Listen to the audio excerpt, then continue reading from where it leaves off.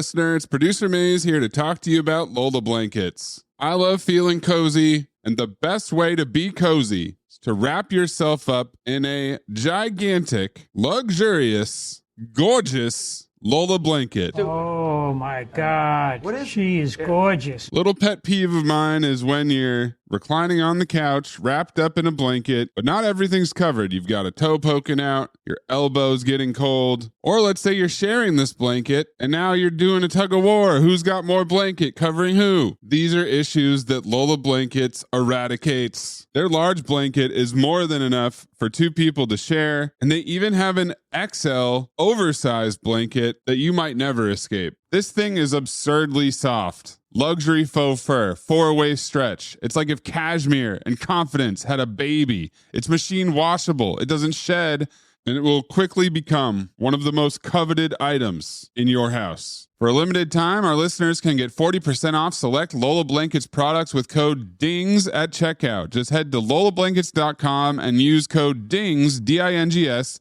to get 40% off your order. After you purchase, they'll ask where you heard about them. Please support our show and let them know we sent you. Wrap yourself in luxury with Lola Blankets. Mom, can you tell me a story? Sure. Once upon a time, a mom needed a new car. Was she brave? She was tired, mostly. But she went to Carvana.com and found a great car at a great price. No secret treasure map required. Did she have to fight a dragon? Nope. She bought it 100% online. From her bed, actually. Was it scary? Honey, it was as unscary as car buying could be. Did the car have a sunroof? It did, actually. Okay, good story. Car buying you'll want to tell stories about. Buy your car today on Carvana. Delivery fees may apply. TaxAct knows filing taxes can be confusing, so we have live experts on hand who can help answer any questions you may have. Questions like, can I claim my SUV as my home office if I answer work emails in my car? If I adopted 12 dogs this year, can I list them as dependents?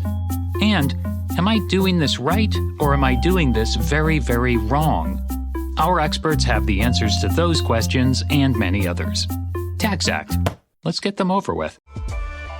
Kraft Mac and Cheese is better than 90s hip-hop. We'll remind you of your childhood without making you feel incredibly old. Kraft Mac and Cheese. Best thing ever. Hi, I'm Gustavo Sorolla, and if you love D&D style adventures full of humor and heart, you should check out Tales from the Stinky Dragon. Tales from the Stinky Dragon is a cinematic listening experience complete with guest performances from professional voice actors and comedians, immersive sound design, and its own musical score. Go on a thrilling journey with 4 friends and me, Gus, their very patient dungeon master, as we stumble through disastrous dice rolls, questionable roleplay decisions, and even a few wholesome feel-good moments along the way. You can binge our first 2 campaigns or join us every other week for our latest 3rd campaign. No matter where you decide to start listening, you're guaranteed to have a side-splitting journey that's fun for all ages and perfect for both D&D veterans and newcomers alike. Just search for Tales from the Stinky Dragon wherever you listen to podcasts and subscribe today. This podcast contains mature content, explicit language, suggestive situations, and partial to full frontal nudity. Listener discretion is advised. Don't let your kids listen to this. I've got a tough at times relationship with the fans, with the listeners. I think you go watch these movies with your friends. Oh. If they're not Cinephobe people, now you're using our jokes. Let me clue you into this. Yes, you're using our jokes, you're using our observations. Dude, you're going to seem like you see the world in a different light. They're going to want to watch every movie with you. Mm-hmm. Only do the Cinephobe ones. Yep. You're like, Or do some prep. Maybe you do your own episode. Well, don't do that. No. Don't do that. Yeah, you're going to want our stuff. Based on the comment. Yeah. Be careful what you choose, though, because I don't know if you want to necessarily FCG show up to your friend's house and start breaking down War of the Worlds. Oh. But maybe. Depends on the friends. Yeah. I disagree. Touchdown. I think Bloodsport has a lot more potential for you to not piss somebody off by putting it on. The right click alone in War of the Worlds. I don't know. Crossover.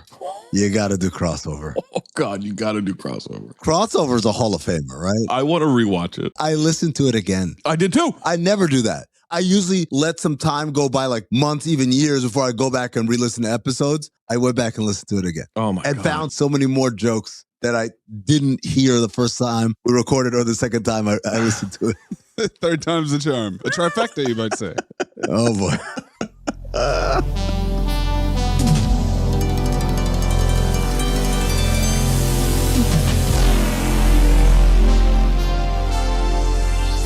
Give it a quick test of the instruments.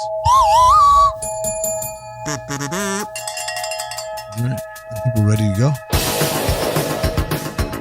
Cinephobe ruins the movie watching experience for good. This is so bad. I would watch this every day. Buddy, I could not possibly be high enough to make this movie work. I realize that we're watching these movies in vastly different ways. Don't act like you're fucking disappointed. I am disappointed.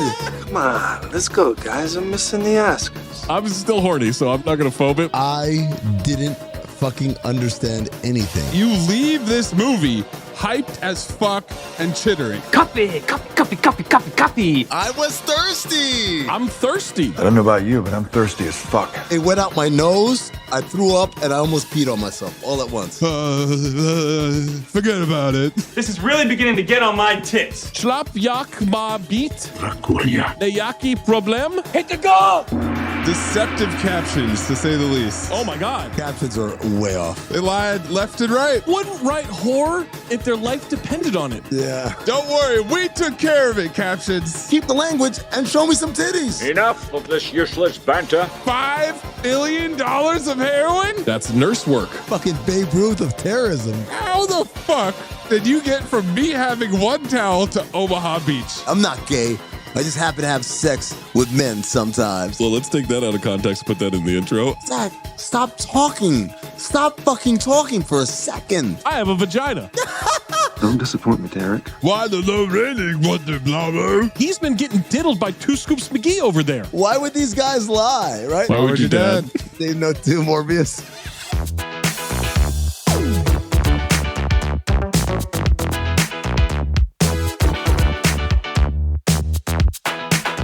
Welcome to Cinephobe, the podcast where we break down the movies you're afraid to admit you love. I'm Zach Harper. That's Amin and that's Anthony Mayes. I don't give a shit where you listen to this. Fuck ICE. How about that? They're still going. Fuck them. Spotify is where you can vote in the poll, like the poll for Senseless, 70.7% phobe, 29.3% file. Spotify is also where you can leave a comment like Nasha, 43, who said, perfect timing with the Tourette's. Oh, yeah. Just like we drew it up, guys. Oh, shit. Yeah, we did that. Because of the BAFTAs, yeah. Mm-hmm. Prescient. BAFTA these nuts. Marcello commented, ran into a Throckmorton at work and almost asked him about his Vitians. You should. They gotta be related. It can't be that common of a name. There can't be that many Throckmortons. Come on. They have to be the same family. Yeah. It's like LaDainian Tomlinson and that white guy. If you encounter a Throckmorton in the wild, please ask them about Lil Tommy, who's now, you know what, 65. Yeah, gotta be. This is not really related, but it just triggered something. I was on,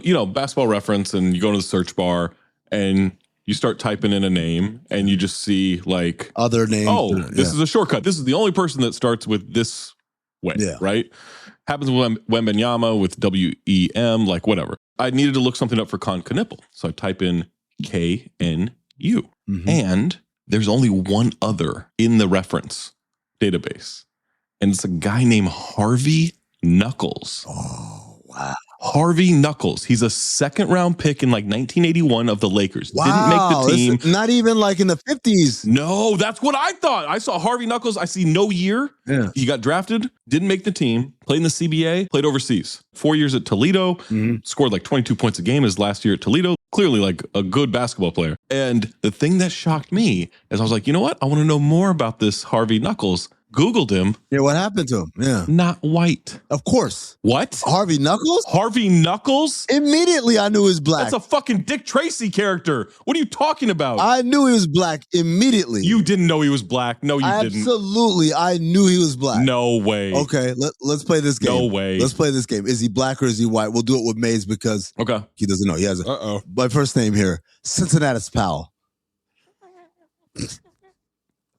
Black. Oh, that was a real soft act there. That was black. Is he black? Foots Walker. Oh, Foots Walker. Foots is white. No, Foots is black. Okay. 1 for 2. I think, right? Michael Olowokandi. The Candyman. Simon Van Wilder. Black. Bill Sharman. White. You should have said Larry Costello. Walter Matthau. Oh my God. What is he? Whoa! You can't ask that. I can't ask what he is. What is he? Is he human? He's fucking claymation. That's what he is. Look at this. Dude, Look at I had to stop myself. I took 2 pictures in the first minute. 2 pictures. I couldn't believe what was going on with his face. Cigar in the backwards hat, right? Yeah, of course. I started looking up young Walter Matthau. Yeah, I went on a deep dive. Same note too, bro. I'm like, has he always looked like this? Dog. Spoiler alert. Oh my God. He's described as having a hangdog face. Yes. Yes, that's excellent. You guys ready for a vibe shift? You see his face? You got a hang dong. Nope. What? Sam Gossett commented, when I was in college, my roommates would sign up for drug trials to make money. They are both false HIV positive now as a result. What does that mean? That means they test positive even though they don't actually have it. They don't have it? But how do you know? How do you test positive but you don't have it? How do you know? It means you have to cut this.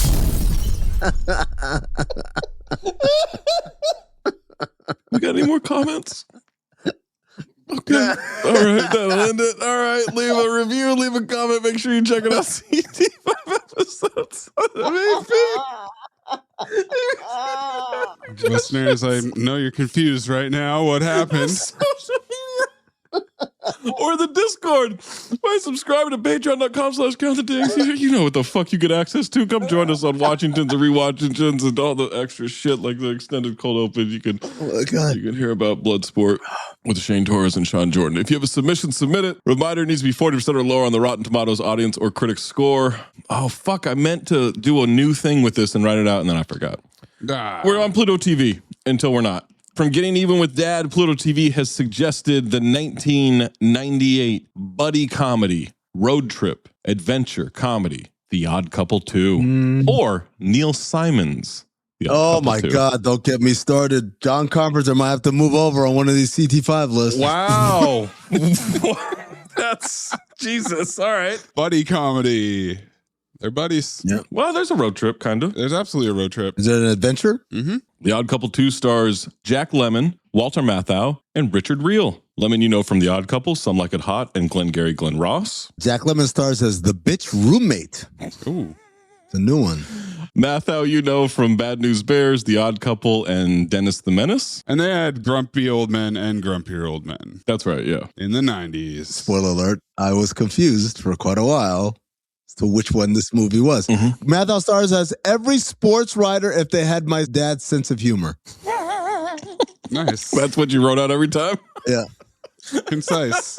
I called him Oscar, but literally every time he made a joke, I'm like, this is my dad. Oh, man, you could have just called him Banter. Richard Reel is from Office Space, Casino, and repeat offender for The Fan. I wish I knew how to quit you. Richard Reel had a sheriff recaps position. I don't know if you guys caught that. Every time he comes, we get a nice little tidy update as what just happened in the last 20 minutes. You know, I had an idea like that once, a long time ago. Really? What was it, Tom? Well, all right.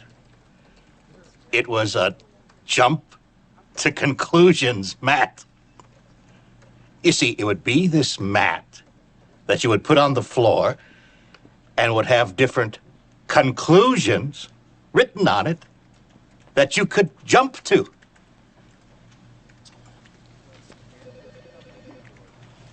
That is the worst idea I've ever heard in my life, Tom. Yes, it's horrible, this idea. It's the worst fucking idea I've ever heard in my life. Jonathan Silverman from Weekend at Bernie's and Weekend at Bernie's 2. God, I want to do Weekend at Bernie's 2 so badly. Jonathan Silverman stars as the bitch bridegroom. Oh, Brooklyn Bridegrooms. Yep, did that for you. Lisa Waltz from Pet Sematary 2. Hannah the Chin Gigante. Jesus. They were both in Brighton Beach Memoirs, which is a Neil Simon memoir. Neil Simon's Brighton Beach Memoirs? It's part of a trilogy of Neil Simon memoirs. Mary Beth Pale from Stepford Wives. She stars as Feliz Navidad. Christine Baranski from The Ref. Hole number 1. Oh. Tough. I love her. The Birdcage, Bowfinger. Yeah, she's Chicago, great. Mamma Mia. Jean Smart from Hacks. Jean Smart stars as hole number 2. Repeat offender from Bringing Down the House. I wish I knew how to quit you. Rex Lynn, repeat offender for Ghost of Mars. The mustache cop from Rush Hour. J.O. Sanders, repeat offender for Angels in the Outfield, Green Lantern, and Kiss of Death. Come on, baby. Ranch Wilder, the sports writer who also is going to become the manager of the team somehow. Barnard Hughes, repeat offender for Sister Act 2, Back in the Habit. I wish I knew how to quit you. Estelle Costanza. There's also Peggy Miley, who was Mocha Jane, so Mocha Joe's mom in Curb. Oh, wow. Yes, that's where I knew her from. Rebecca Shull, who I only wrote down because she played a character named Faye Evelyn Schlob Dumbly DeVay Cochran in 172 episodes of Wings. Amy Yazbek, repeat offender from Problem Child. Francesca P. Roberts, repeat offender from Hard to Kill. I wish I knew how to quit you. The Odd Couple 2 was directed by Howard Deutsch. He directed Pretty in Pink, The Great Outdoors, The Replacements, and repeat offender for last week's Getting Even with Dad. I wish I knew how to quit you. Oh, how about that? And repeat offender in a different way for directing Grumpier Old Men.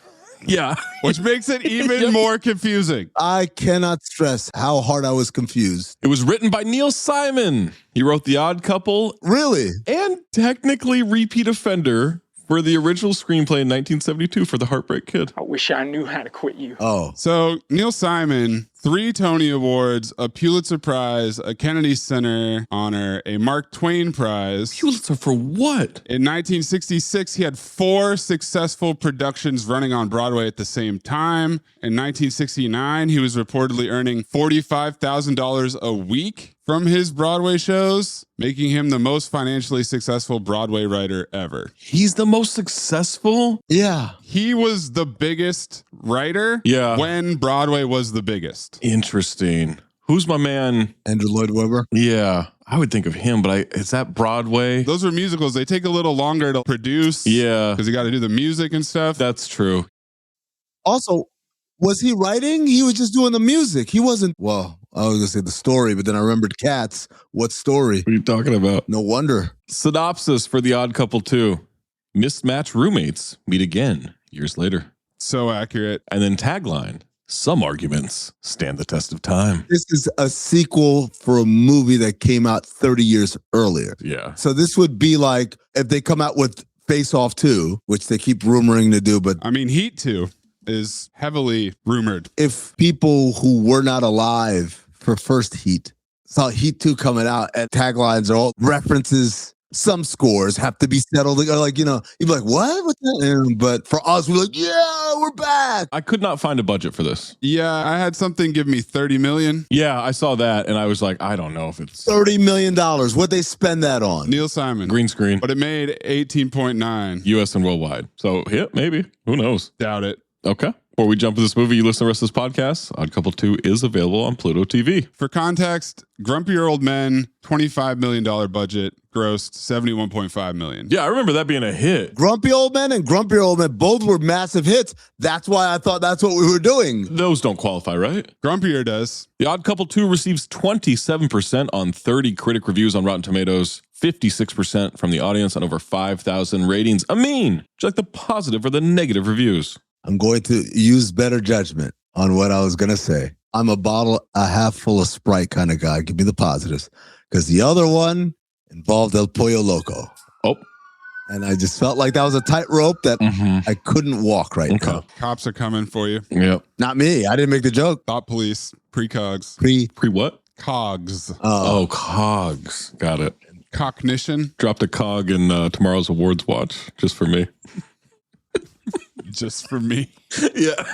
Hey, John, that's weird. That glass looks half full to me. Wow. Now that you mention it, it is half full. Zan Brooks of The Independent. Xanax? X-A-N. Oh. Yeah. Xander. Uncle Xander. All right. Thank you. The 2 stars work hard to keep it upright. They what? The 2 stars work hard to keep it upright. Ope? This is pre-Viagra, right? I feel like it would have been right around that time. Because you think that they would have made a joke about it? Yeah, there are opportunities. Let me tell you something. When Viagra came out, all anyone could do was make Viagra jokes. Anything with old people, teeing it up. Yeah. March 27, 1998 was approved by the FDA. When did this come out?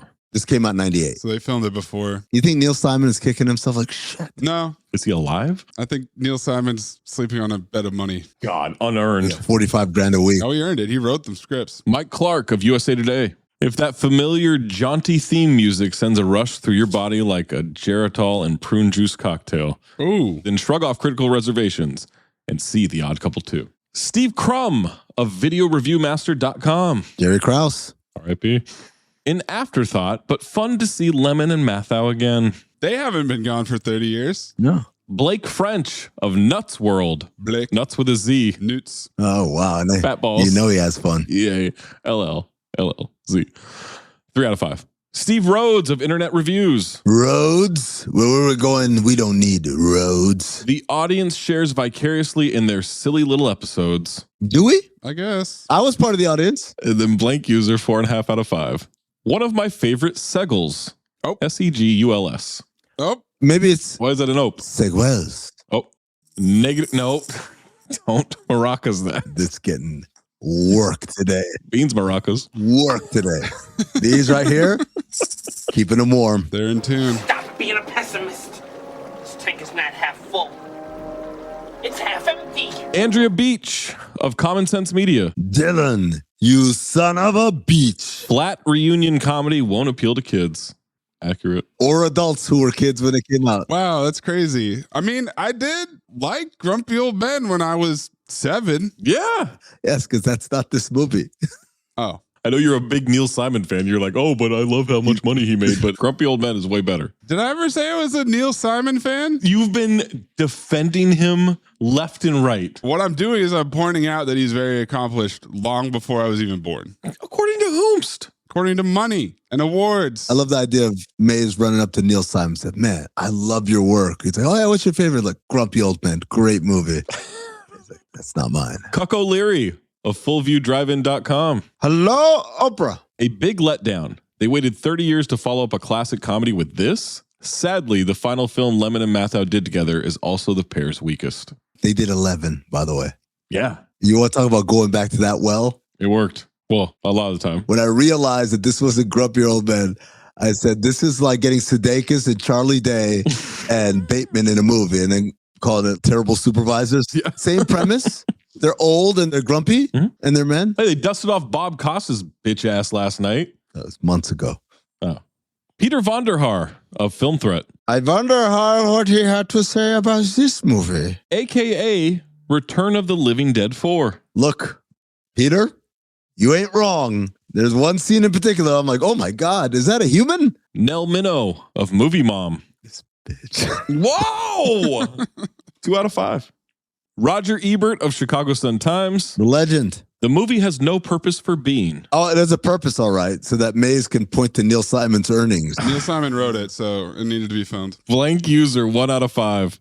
It was such a wonderful comedy. I could have enjoyed its memories forever. And then someone made this piece of crap. Oh, he's talking about the first one. Blank user, 1 out of 5. Pretty bad, pretty silly. Good to see these two ride together one last time, and there were funny spots, but mostly silly dumb. And nobody needed to see them in undershirts and underwear. Shame on the director for that, especially. Gross. The single star rating I'm giving is strictly for seeing Christine Baranski move her ass on the dance floor. Nice. Whoa. Okay. And then blank user, 2 out of 5. Coward. Scenes and lighting, no match to the original. The lighting.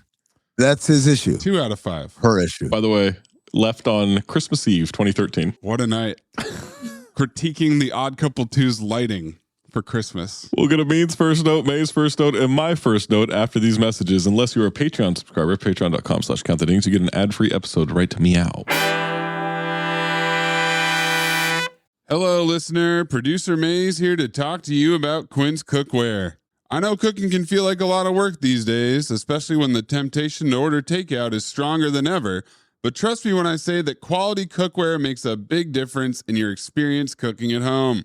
Quince has got top-tier pots and pans, like my favorite, the extremely versatile and easy-to-clean 3-quart stainless steel sauté pan that you'd expect to find at a luxury store, but for 50 to 60% less.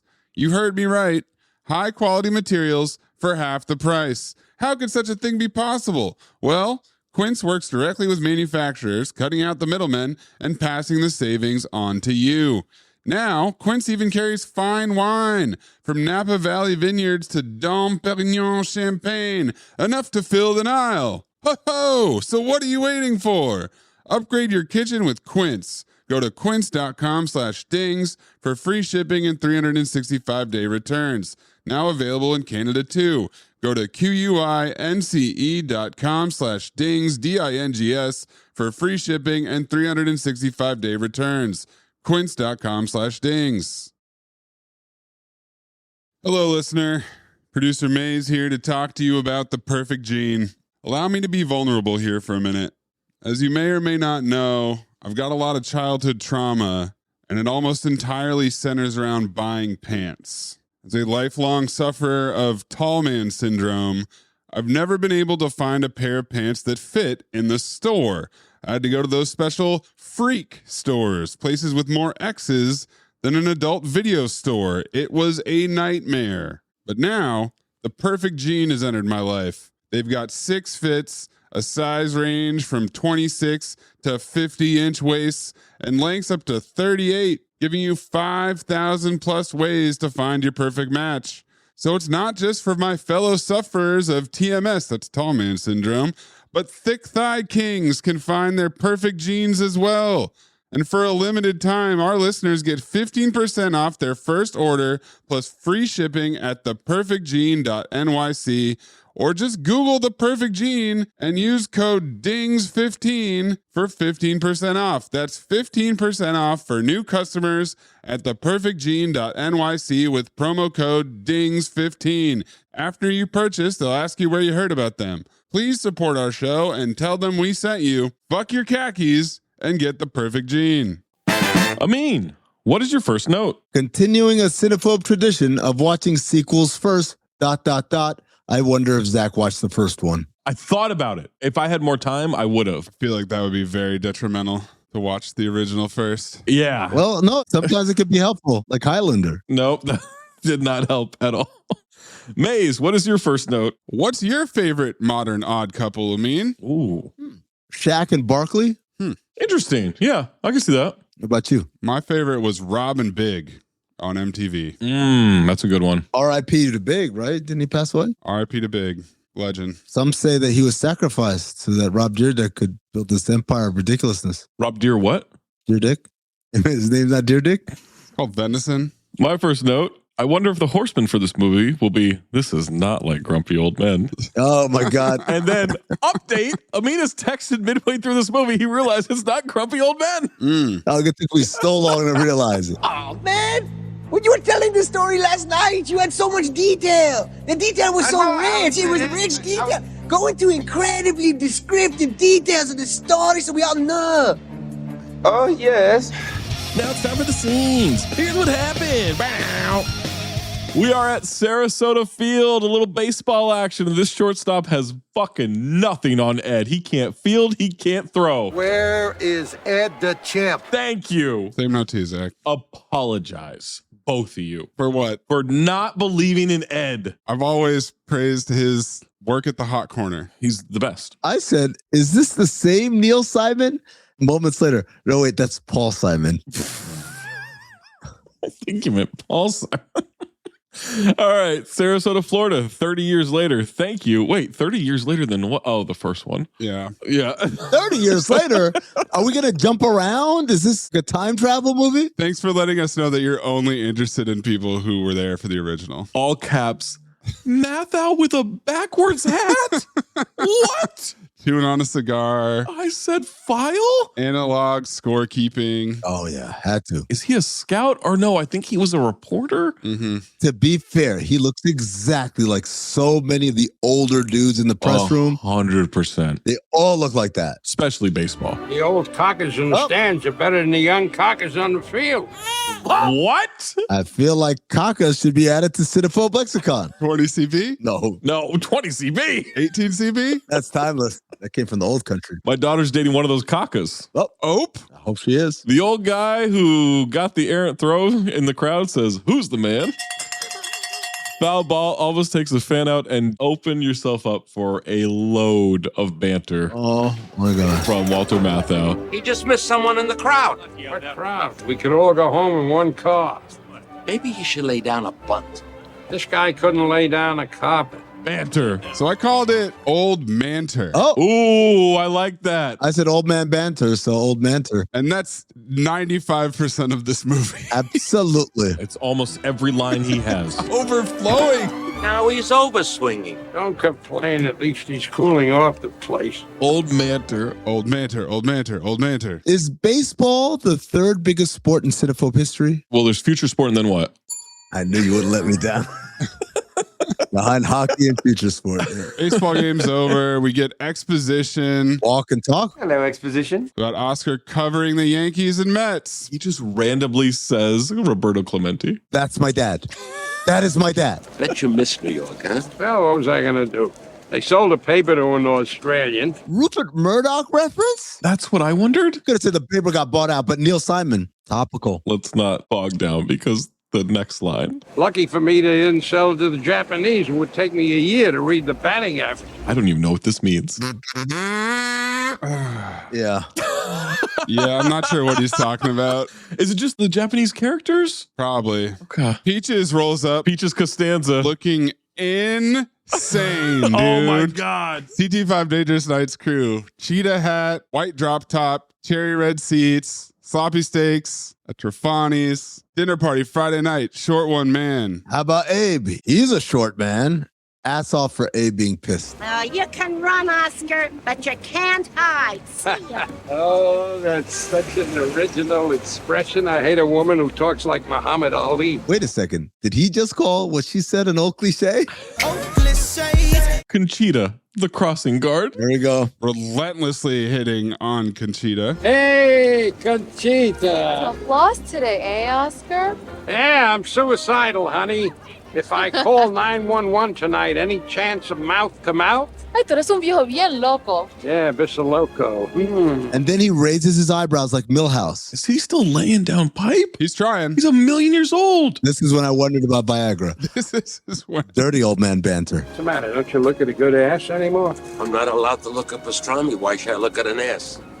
What? He's not coming to the game tonight. A friend in the building died. Downer. What did he die of? Got hit by lightning on the golf course. Should have been using his woods. Old Manter. Avalanche of Matthau, though. Find out what his rent was. I'm always looking for cheaper. He is goddamn relentless. Oh my God. He's always looking for cheap rent because he's No.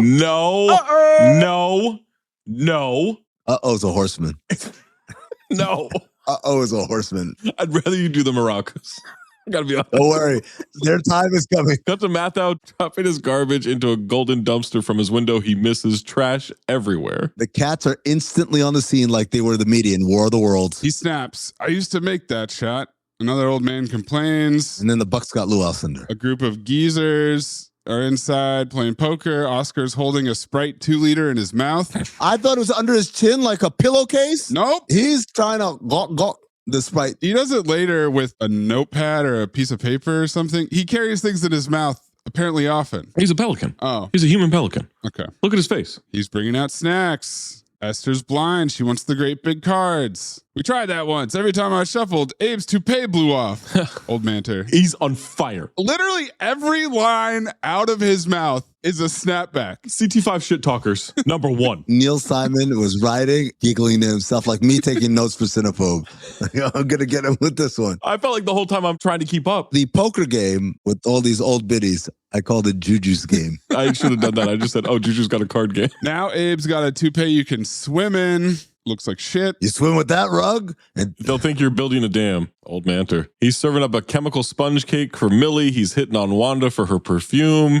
He did that to look at her cards. Well, he's not hitting on her. He's assaulting her. Oh. That's assault. He's touching her. Oh, now it is. It's always been. It wasn't on the bus when Homie Spumoni fell into the woman's ass on purpose. Face first. He didn't. The bus braked and he fell. She mentions her third husband, may he rest in peace. How do you know he's dead? Maybe he's just bluffing. Old banter. Serves healthy nachos to Senorita Abramovitz. One Jenny Craig Mexican-style casserole dinner. This was very depressing food. Yeah. Which is a combination of 20 CB and they're not allowed to eat anything anymore. Like Abe not being able to eat his pastrami. He pretends to not be able to see Abe. He's busting his ass. I'm here. Why didn't you sit on a magazine? Old Manter. It's literally every line tapped out at some point. Lemon soda. This isn't cherry. It's lemon. Takes the cherry out of his drink. Drops a cherry in it. Now it's a cherry. They're betting quarters and cents. The phone rings. It's his son, Brucey Boy. How'd you know it's his son, Brucey Boy? Oh, it's Brucey Boy. This is my son from California.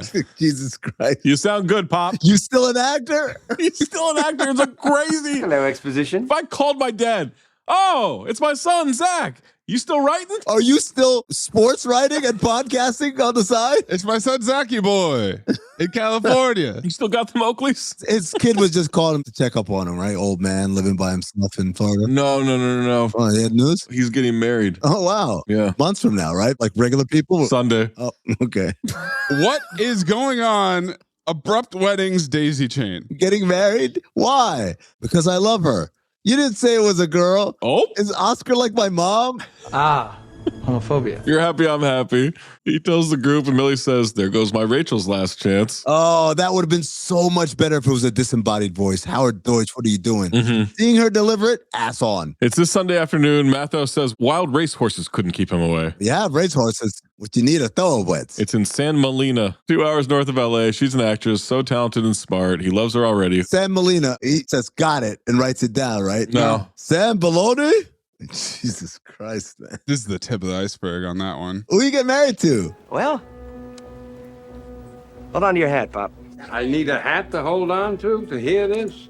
She's not one of those 6'10" basketball players, is she? What? As long as she's thin. What? Oh. Well, the WNBA had just come out a year earlier. It's topical because Neil Simon Topical is a horseman. I can't hear you. She's whose daughter? Whose?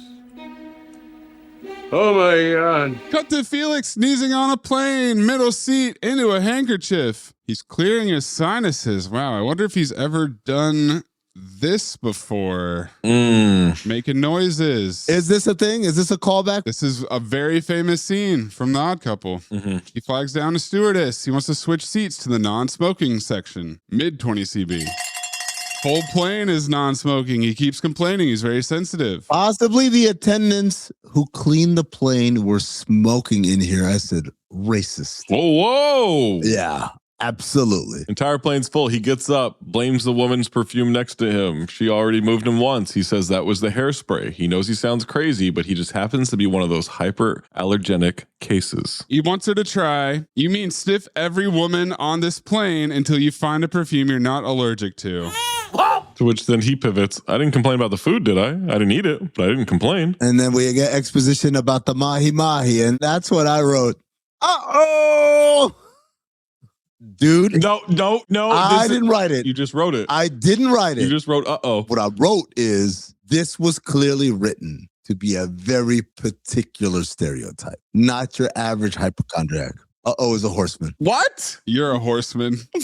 Felix coughs. The neighbor offers cough lozenges, but he's got an unusually small windpipe and he'll choke. Sprays her perfume. He starts sniffling. Oh, man. I missed one of my jokes. Oh, no. Oh, never mind. Uh-oh. This was a good one. What's your joke? When he got up and he unclicked the seatbelt, goes to the flight attendant, it's not just the smoke. The woman next to me is a nigger. I mean, she has a perfume that I'm allergic to. Jesus. Really glad we doubled back for that one. He starts coughing. She offers cough lozenges. He says, isn't that sweet? But no, I'm not putting anything in my mouth that you touch with your stovepipe hands. He's racist. That's clear. Oh, my God. The way he's reacting to her. The other dude slapping on Old Spice or whatever the hell he's put on his face. Cologne. He's disgusted by that, too. Yeah, he doesn't like that either. He plugs the other nostril. Doesn't talk about it. He's sensitive to smells and excessively OCD. Cut to the airport. Mathau's bag opens up as it hits the carousel. 20 CD.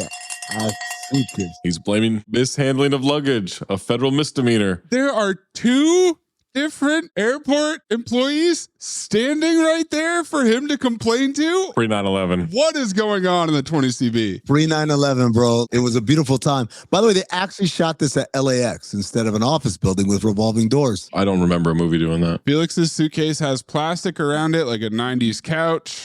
They see each other at a distance. They're so excited. Oscar? Cue the music. Felix? Oscar!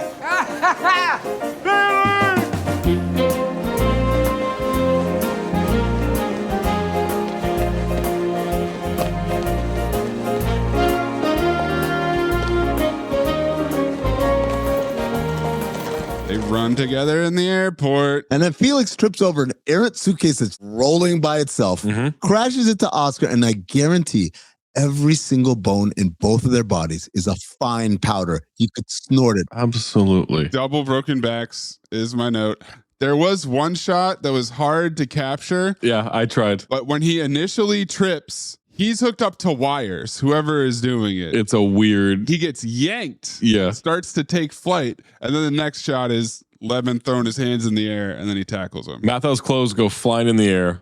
Comedy. And they come down raining in slow motion long after both of their pelvises have shattered. And also there's fruit from the produce guy who got hit by the truck going down the street.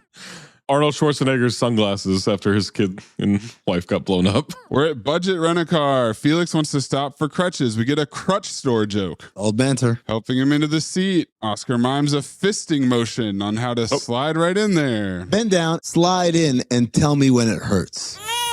And I said, come on. Neil Simon, what are we doing? Budget branded trash bucket full of ice. It's a lot of ice. And they rented the oldest old man car ever. I believe it's an Oldsmobile Cutlass. You need something to put it in. Put it in your sock. What am I, an orthopedic? Old banter drives off without Felix's suitcase. Foot feel any better? It's not a foot anymore. It's a piece of frozen meat. Hanging out the window, it'll get warmer. Sure. Felix hasn't eaten since last night. Didn't they serve on the plane? No, my fish was flying east. That was just to set up that joke? Yep. Neil Simon, attention to detail. Here are the complimentary nuts. If your teeth keep chattering, you'll have peanut butter. He's worried about fat and salt content of nuts. Why is Zach so... This dude's amazing. He is cooking. He wears you down. He's like Christy Mathewson throwing 192 pitches in a complete game, man. Absolutely. We don't build old banter like this anymore. Not anymore. This is Joe Folks going 19 of 63 from the field in 1949 to drop 41 points. Hey, it's Joe Folks. White. Black or white? Oh. Okay. Good guess because he said 1949. Free integration. Yeah. Felix starts bitching about nutrition facts. Oscar says, I heard that line on the Jerry Seinfeld show. And I said, reference, except he fucked up the name of the show. Yeah. This is the Stallone Award with, is this great writing? Or is this bad writing? That's great writing. I don't think it happened on Seinfeld either. No, I don't remember it happening on Seinfeld at all. Point me to where that happened. I still think it's great writing. You fucking love Neil Simon. No. Oh my God, he got a Pulitzer and money. He doesn't know that it's not on the show, and he doesn't know the name of the show. That's an old man in action. Attention to detail. That's not Neil Simon being an old man who doesn't know the name of the show. Either way, works for me. Neil Simon topical. Somebody's an old man. Open the window. I want to throw the water out. It is open. This bingo. He throws the water. It's not comedy. Sorry, they must have just cleaned it. We also got Oscar saying that he retains that unique, elusive, pain in the ass quality that drives me berserk. We've always had bad chemistry, Felix. I said, that's very helpful exposition. When? Before? In a previous movie? I hate mess and I hate disorder. I said, more helpful exposition. Hello, exposition. Mixed like oil and frozen yogurt. I get heat for saying, uh-oh, but he can do that. I was some kind of nut in those days. A can to pistachio. I was some kind of nuttin' in those days? Nut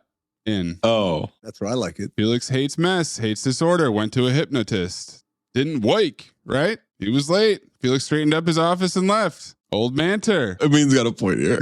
And they stop at El Pollo Loco so Felix can piss. El Pollo Loco. Listen, just as Cecil arouses your senses, when my fire embraces chicken marinated in citrus and spices, chicken becomes your passion. El Pollo Loco. Taste the fire. This is not from the 80s. I swear to God, in the 21st century, man. The commercials for El Pollo Loco, it is unbelievable. Are you unbelievable, man? A ginger kid hassles Oscar for $5. Felix is locked in the bathroom. This kid is human Cobra formula. Stands there until he's asked what Oscar wants. I kind of gave up on writing down Cobra formula in this movie because it's so rapid fire. They launch right back into another one. It's Simon formula for sure. Simon formula. Back on the road, should be on the 405, but they're on the 101. Now they're arguing about peeing. Okay, but the 101 would turn into the...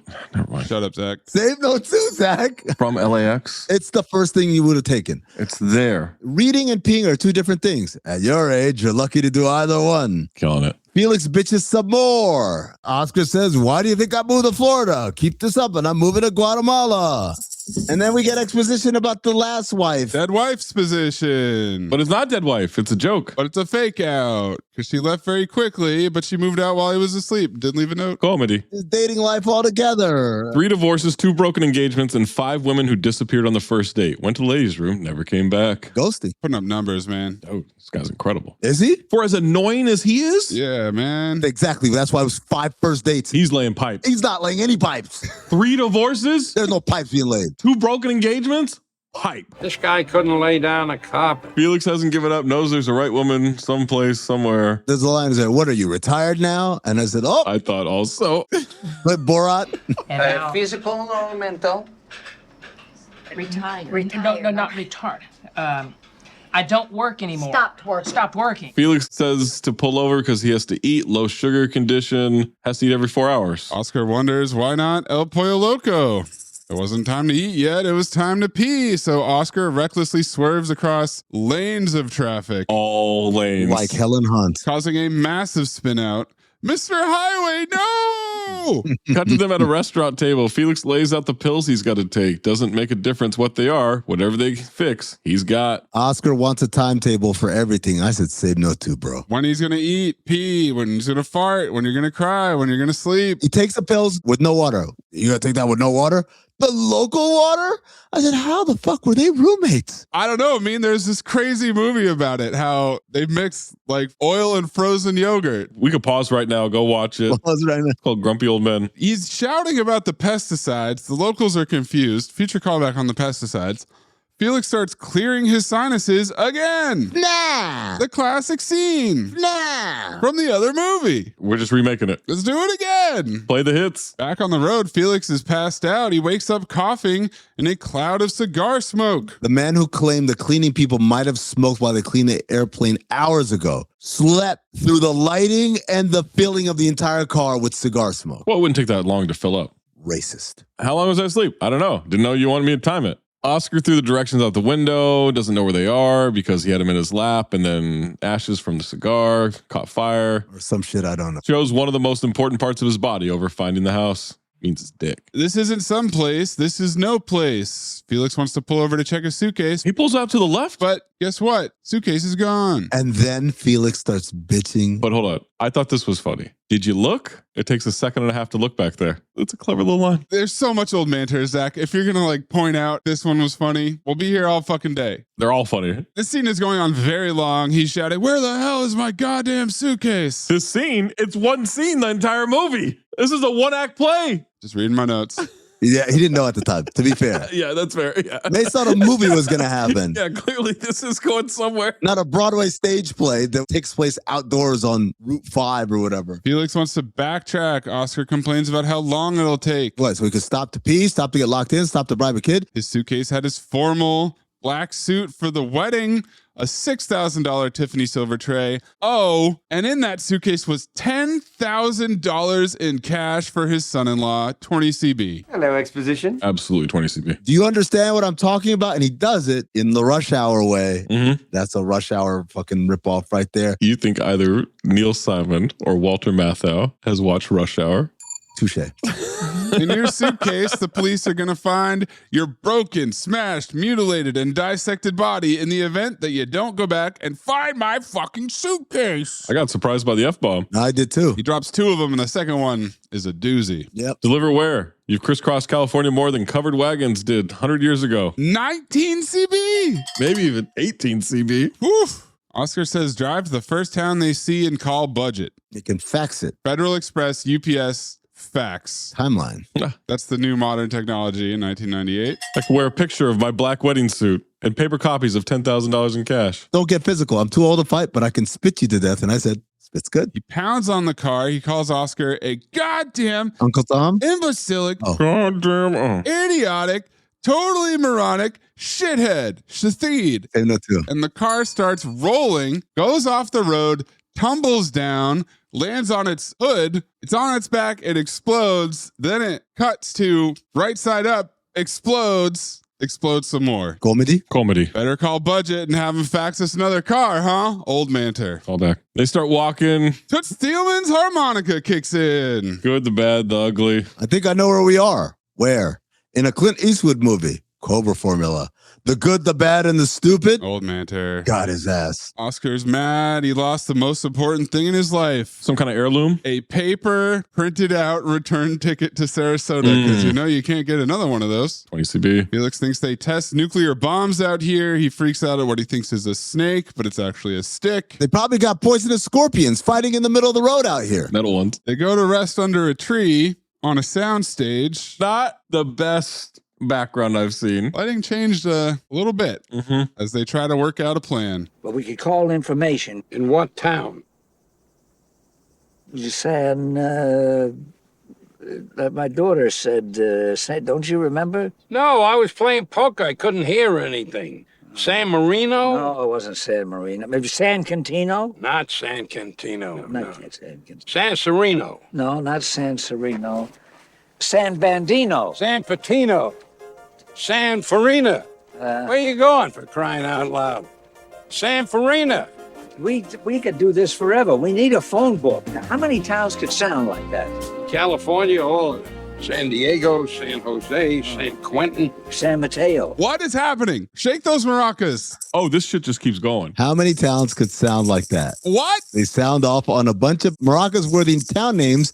Then Oscar says, San Jemima. Oh. Yeah, Neil Simon. They also become us. What? San Pancho Gonzalez. Oh, yeah. Yeah. San Clemente, Roberto Clemente. Sancho Pancho Gonzalez. San Jemima. San Jemima? What do I know? Fernando Lamas, Ricardo Montalban. Ricky Ricardo. San Bagawi. Where's that? Near San Apurano. Los Pintos, Las Brisas, Los Picos. Sound familiar? Yeah, the hotels in Acapulco. They stand on both sides of the road to flag down a car. Felix calls him Los Idiot, and Oscar flips him off. I thought I saw Omar Sharif on a camel. Oh! And a reference. Corvette zooms by. Hey, come back. Another car whizzes by the other way. They managed to not stand at the corner so that they could still have blind spots, and cars keep going past them. Felix hears something. Does Oscar hear it? Well, then he look, it's the killer bees from Brazil. Topical? Topical, man. Absolutely. Dude, the 90s? Neil Simon, attention to reference. This motherfucker had a newspaper out in front of him. Front page. He would see something.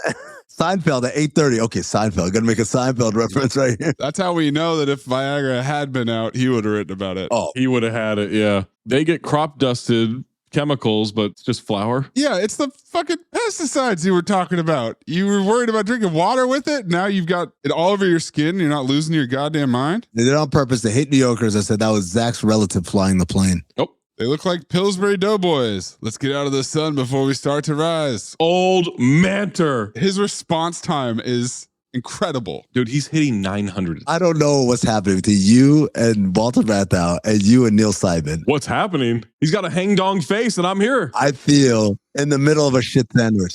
And the sun's up.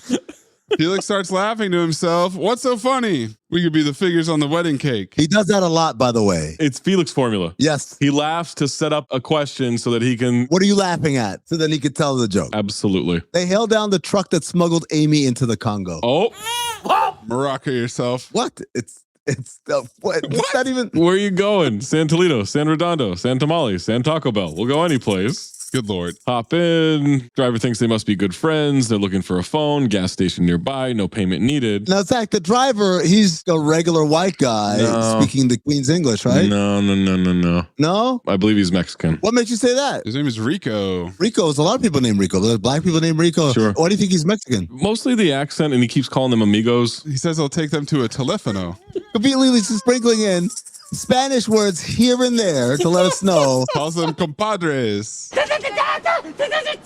They're poor people like him. This is his wedding gift to drive them to a gas station in 2 miles. Truck going the other way stops. The driver hops out. He hopes nothing's wrong. I don't speak Spanish, but I heard clearly ice. Fuck ice. Yeah. Apparently their driver's mom is very sick. It's back the other way. He'll go with the other truck. They take his truck to the gas station, leave the truck there. He trusts them, and he gives them a peach. Felix starts sprinkling in a Spanish word here and there, too, to let us know that Zach will feel very uncomfortable when Mayes repeats it word for word. It depends on the accent. Mayes? Ay, caramba. Okay, I didn't write that down.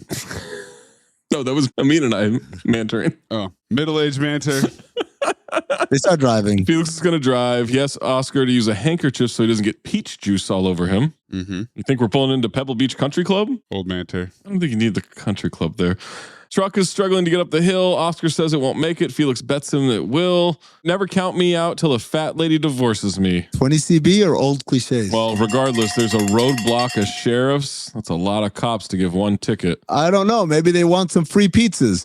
This is a reference to the Epstein files? Oh. A lot of references to pizza in the Epstein files. They step out of the truck, guns pulled, didn't steal the truck. They make them get on the ground. You don't think this has anything to do with me offering that kid money in the bathroom, do you?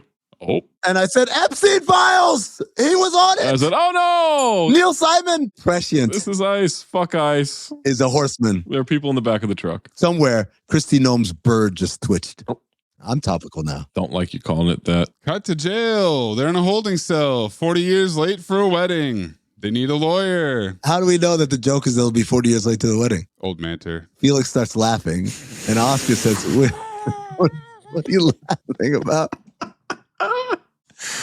Oh, man. How do you not love this movie so far, man? This is crazy. Oh, shit. Oscar has a lawyer. Yeah, in Florida. He's 92. It takes him 6 hours to walk to the telephone. Another double.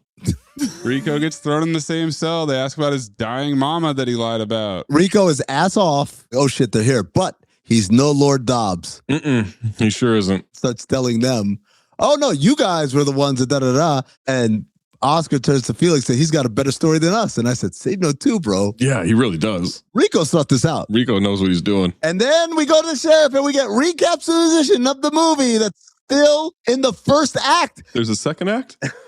Oh, you didn't know yet? I didn't know yet. Yeah. The sheriff looks at them and says, you two don't get along too well, do you?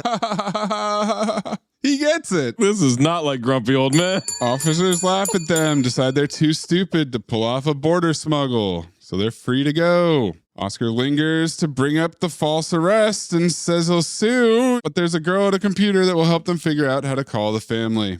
They call and get the name of the town, San Molina. They're in Santa Menendez. He's ass off saying Santa Menendez into the phone. Menendez. About 5 hours away, so they stay at the Santa Clarita Hotel in town. New underwear arrives in a paper bag at their door. Did they DoorDash draws in 1998? Prescient. Neil Simon strikes again. I guess the Santa Clarita sent a bellhop out to buy boxers for them because it's Dice and Fish boxers. Legitimately. Not trying to be funny. Me, a veteran of the 20 CB, I did not realize those were boxer shorts. I thought they got underwear and then these are the shorts that they're wearing. And it wasn't until 3 jokes in that I realized those are boxers. And then Felix says, I feel like it could be a cocktail waitress at a crap game. I said, where, Felix? Where do they wear that? It's all a setup for Oscar to say, I think if you wiggle your fanny right, you can make double sixes. Old manter. I wonder, is this a Two America situation? Because these are some 90s ass boxers with the patterns and the size. The size threw me off. They were basically short shorts. These aren't short shorts. These are shorts. Compared to and one basketball shorts, okay? Compared to TJ Ford? This might be a white boxer situation. This might be Rocky Marciano, not Lennox Lewis. I got my boxers from Old Navy, man. But then you got boxers just like this. I had boxers like that. Damn, man. Trust me. Expedia. Hey, you. What you doing? Scrolling? Doom scrolling? Looking at other people's vacations? Miami, San Diego, Cancun? Okay, what about you? What places will you go? Expedia is the one place you go to go places. Your trip can earn rewards which you can use towards your next eligible stay. Soon, people will be doom scrolling you. You'll be that friend's friend, but with rewards. What are you waiting for? Expedia. the one place you go places. Terms apply. USAA knows dynamic duos can save the day, like superheroes and sidekicks, or auto and home insurance. With USAA, you can bundle your auto and home and save up to 10%. Tap the banner to learn more and get a quote at USAA.com/bundle. Restrictions apply. They walk across the street for a drink. Bob Seger is blasting at this Old West saloon. Lots of denim, and cowboy hats. Oh, man. This is the bar in Oklahoma City where Dan Woike ordered an old fashioned. And everyone at the bar looked at him like when Felix ordered a martini. Yeah. The bartender is ass on saying, martini. Yeah. But ass off to everyone at the bar looking at him.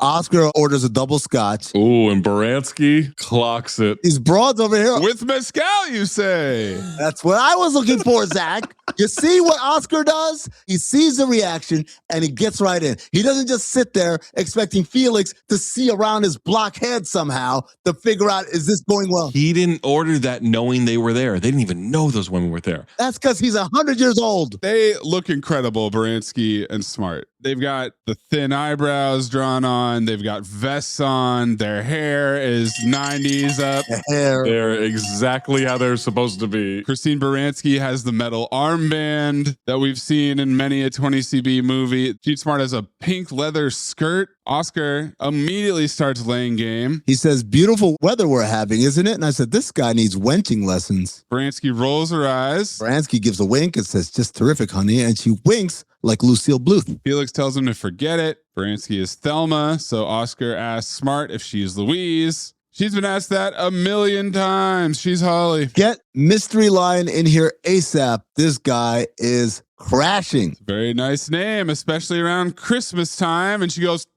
okay, he's back in. That's what got you back in. Oh, dude, come on. They're passing through, maybe to Lake Tahoe or Vegas. Just lovers of the open road, eh? And I said, you're losing them again. They've got a van. Oscar says, that's not comfortable to sleep in. Oscar, if I didn't know any better, that's a nice old grandpa like you was trying to hit on a couple of ladies. And then he hits her with the plastic surgery bit. Dude. Oscar is cooking now. Hitting for the fucking cycle. Contact, power, doesn't matter. I'm not as old as I look. I had this plastic surgery done recently, and the quack doctor botched it up. Your friend doesn't say much, does he? He's the doctor who botched it up. Are you okay, Doc? I think I put your mouth in the wrong place. Yeah. He's still upset because they took his license away. Now, order the espresso martini with mezcal now. Gene Smart is squeezing in between the two of them to get to the bar to light her heater, and there's not enough room. They're overlapping while smoking their cigarettes, their heaters. Felix is trying to brush them off. Last call for dinner. Oscar invites them to dinner. They're going to freshen up. Christine Baranski wrapped a bandana around her head. That's about all the freshening up that happened. Yeah. No, she wiped her cooch with a wet wipe. Oh, they didn't even have wet wipes back then. What are you talking about? Then she just dabbed it under the faucet and just... Oh, don't do the sound effects. Look at them. Tell me that doesn't look on brand. That's not what I'm objecting to. Felix calls them middle-aged bikers, tougher than the guys in jail. Oscar wants to be wanted one more time. The wick is almost out. Oh. The last thing in the world I want them to see is our underwear. Speaking of boxers, let's bring in Dr. John Boxer. Seminar man who's straight from 1885. Bow-tied Colonel Sanders motherfucker wanders over. They found someone older? Yep. Speaking in pure 19th century exposition. He's got warm wrapped candies. Classic Cobra formula. Are you here for the seminar? What seminar? Life. Does it really have to end? He's 84 and he wants to be around to celebrate the year 2020. And I said, well, I got some bad news for you, Dr. Boxer. Dog. You could not have picked a worse one. You fucked that one up, Dr. Boxer. Menage it could not have picked a worse year. Although, prescient. Neil Simon. Oarsman. Mays, there's a clip. Stewie! What? I have to tell you about the future! What? I have to tell you about the future! On the night I go back! Wait, no. Hang on, Michael. I have to tell you about your future. Turns out Dr. Boxer lives in San Molina. Wow, what a miracle. He offers them a lift. What are the odds? He says he'll do the 5-hour drive in less than 2 hours. Does he have a chopper? What the hell is that? But they got to leave at 6 a.m. Never live a long life sleeping late. Past 6 a.m.'s late? Dr. Boxer, man. They're old. Thelma comes back. She's got a bottle of whiskey in her back pocket. Holly grabs Felix by the tie, likes a quiet man. Talking always slows things up. Colonel Sanders is very shaken by this. I guess I was mistaken. I was like, were you trying to sleep with them? What's happening here? He wasn't ready for them mixing it up with a couple of Tootsies that drink whiskey from pints in their back pocket. Too early for men like you. Felix storms off. Thelma says, what are two wide-awake girls going to do with one funny, hunky guy? Why don't we all write a suggestion on a piece of paper? What? Holly wants Boy Scout friend to come back. She's itching to dance, so Oscar scampers off to pull Felix back for dancing. Horny says, why would I dance for you? Because I'm hunky and the other one is itchy. And I said, I'll say, I don't think that wet wipe did much work. Comedy. Don't ding yourself. For you? Yeah, man. Ding yourself is worse than laughing at yourself. Yeah, it's fucking a mean formula. Worse than Felix formula. Why don't you try dinging yourself first and then give us the joke? Hey, I just ding and wait. Wait, why do you ding? Wait for you guys like, what was that for? Tim McGraw's I Like It, I Love It plays under a country disco ball. And my God, this dancing is happening. They're old as fuck. This is pretty good. Mathau's 1,000 years old. 1,000 years old. And he's got a hang-dong face. What do you expect out of him? Holly pulls Felix into her cleavage. She went to high school with a boy like you. Who was he, the principal? Old mentor. She laughs. You have very strong hands. You work out? No, but my door gets stuck a lot. Old mentor. Having fun? I'm stuck to your Velcro.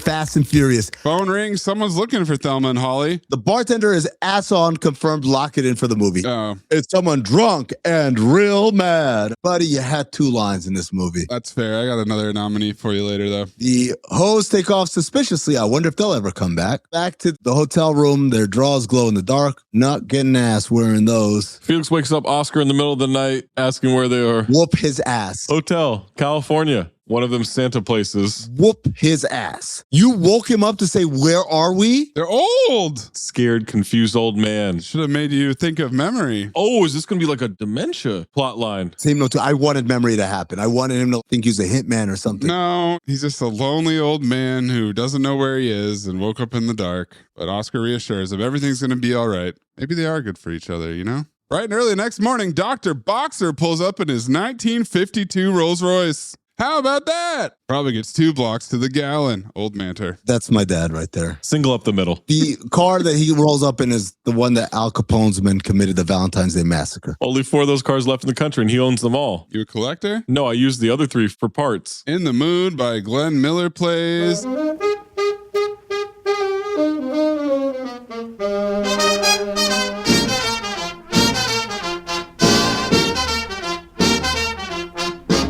And they are driving slow. Super slow. Oscar says, is this as fast as it goes? I said, same note too, bro. How do we know? Every car's passing them on the road. Okay, that's pretty slow. Is that it? There's bicycles. Bicyclists, yeah. Well, that's pretty slow. Anything else? I'd be pissed if I got up at 6 a.m. to get driven by Colonel Sanders to get cooked by bicyclists, but then people jog by. Yeah, people going on a run. Well, that's really slow. Is there anything else? Well, what about power walking? Pedestrians. And you know what? Comedy. They bore you down? They got you? Hold the dumpster. I audibly laughed. But it took the power walkers to get to the left. Yeah. It's been a half hour and the wind is going faster than us. We're going 85 right now. That's your clock, sir. It says 8:25. Ah, it's broken. Ignore that. Felix wonders if he can really make it in 2 hours, and Dr. Boxer says, who said that? You did last night. No. You guys clearly misunderstood. I said I can make it seem like 2 hours. I said a mean formula.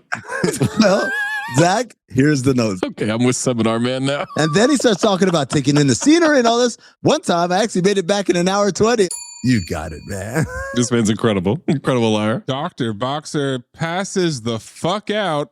The car comes to a halt, and Felix thinks he's dead. When was he awake? He's dead. How can you tell? The man is dead. At least he went quickly. You call 12 miles an hour quickly? Double down the line. Felix tries to pick him up, strains his neck, can't move. Of course. It always happens. Always? You mean whenever you try to pull a dead body back in? Old Manter. A truck drives past and blows his hairpiece off. A crow picks it up. Russell Crowe. Then we get Oscar trying to shoo it away. Comedy. Shoo. Now the crow flies off with it. Another truck goes by. Dr. Boxer gets bumped onto Felix's lap. Ah. That's not a good position because it looks like, I know what it looks like. Please clip in Jane Lynch. Look at that. What does that look like? Homophobia. They hear a gunshot. The crow gets shot, falls, the toupee falls. And this is when I wrote the note. What the hell is this movie, man? Get to 90 is where we are. What? Dr. Boxer nods forward, honks right in Oscar's ear. Then a sheriff pulls up, wants them to pull the vehicle over. Dr. Boxer confirmed dead. Guns drawn on them again. And we're back to Sheriff Exposition. The 10 minutes that's happened since we last were here. Recap all of that for us. They have Dr. Boxer's wallet, an antique car worth over $150K, but Felix says they didn't kill him or rob him. Sheriff didn't expect him to bounce back in here like a beach ball. They explain the comedy of the hairpiece. It's even funnier the second time when they're describing it. They say show, not tell. What about show and tell? And then tell some more. I've got a theory. Maybe this is Neil Simon great writing because he knows his target demo are a bunch of people who are falling asleep. There's no way they can stay awake. You? Are they falling asleep or are they dead? Yes. So he's got to give them a little recap position scene for what they missed. Remember, this is 20CB. There's no rewind. They're in the theater. Well, there's no rewind in the theater now. Yes, there is. What? This is not like the 20CB. Hey, you could get on a bus that conveniently leaves in 20 minutes. How about that? We have twice that long left in this movie. Be on it, get off it, stay out of my face. Cut to the bus, ripping through the countryside. Felix smiles and laughs to himself, which means, you know, a good one is coming. Felix formula.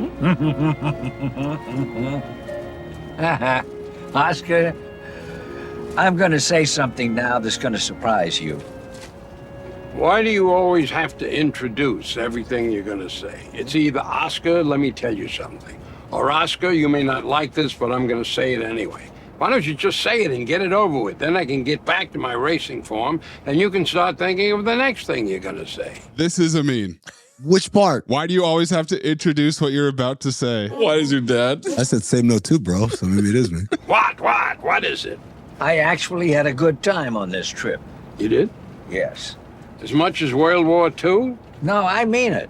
Sure, it was dirty and scary and, ugly and expensive, but I met a lot of people I never would have met before. I got out of the house, had an adventure. You know, there's more to life than a job, dinner alone, and a TV show. Do you know I feel younger now than I have in years? Why didn't you say this last night when we could have used it? Look, it's the horrors from earlier in the movie. I couldn't even call it the beginning. They just happened like 2 scenes ago. What happened to your van? Had to dump it. They're being chased. By the police? Worse. Our husbands. You never said you were married. They took half the money from the bank and hit the road. They squeal. They say their husbands were fit to kill. And just like that, we run into another roadblock with 2 hicks in the road with a gun drawn.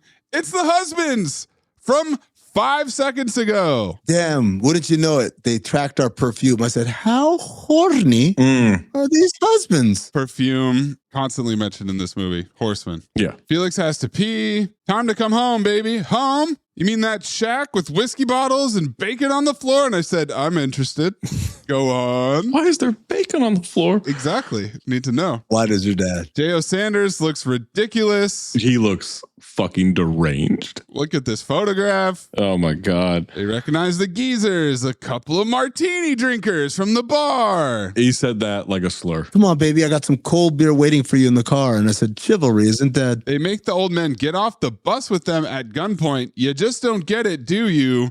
You are the party. Cut to, they're in a convertible. Daisy Chain. Everybody's laughing. Are they having fun? Yeah, they're the party. What's happening here? One of them's got a camcorder and is recording everybody else, right? Sitting on the back of the convertible. No seatbelt. Catching the bald spot on. Yeah. Shoving whoppers into J.O. Sanders' face. Felix says it's all innocent. Said innocent 3 times in a row. Get off the innocent thing, will you? Why would a couple of beautiful young women like them want to run off with a couple of old geezers like us? Good point. Well, when the goose wants it, the geese come running. Geezers, not geese. They'll stop in the woods to cook them up. A couple of fine geezers. I said, cannibals? Yeah, what? They taking him out to murder him? I guess. Drinking liquor straight from the bottle. Another police roadblock. Oscar knows all of them personally, old Manter. And we get a recycled shot of the same roadblock earlier in the movie, despite a completely different location. But Sheriff recaps position.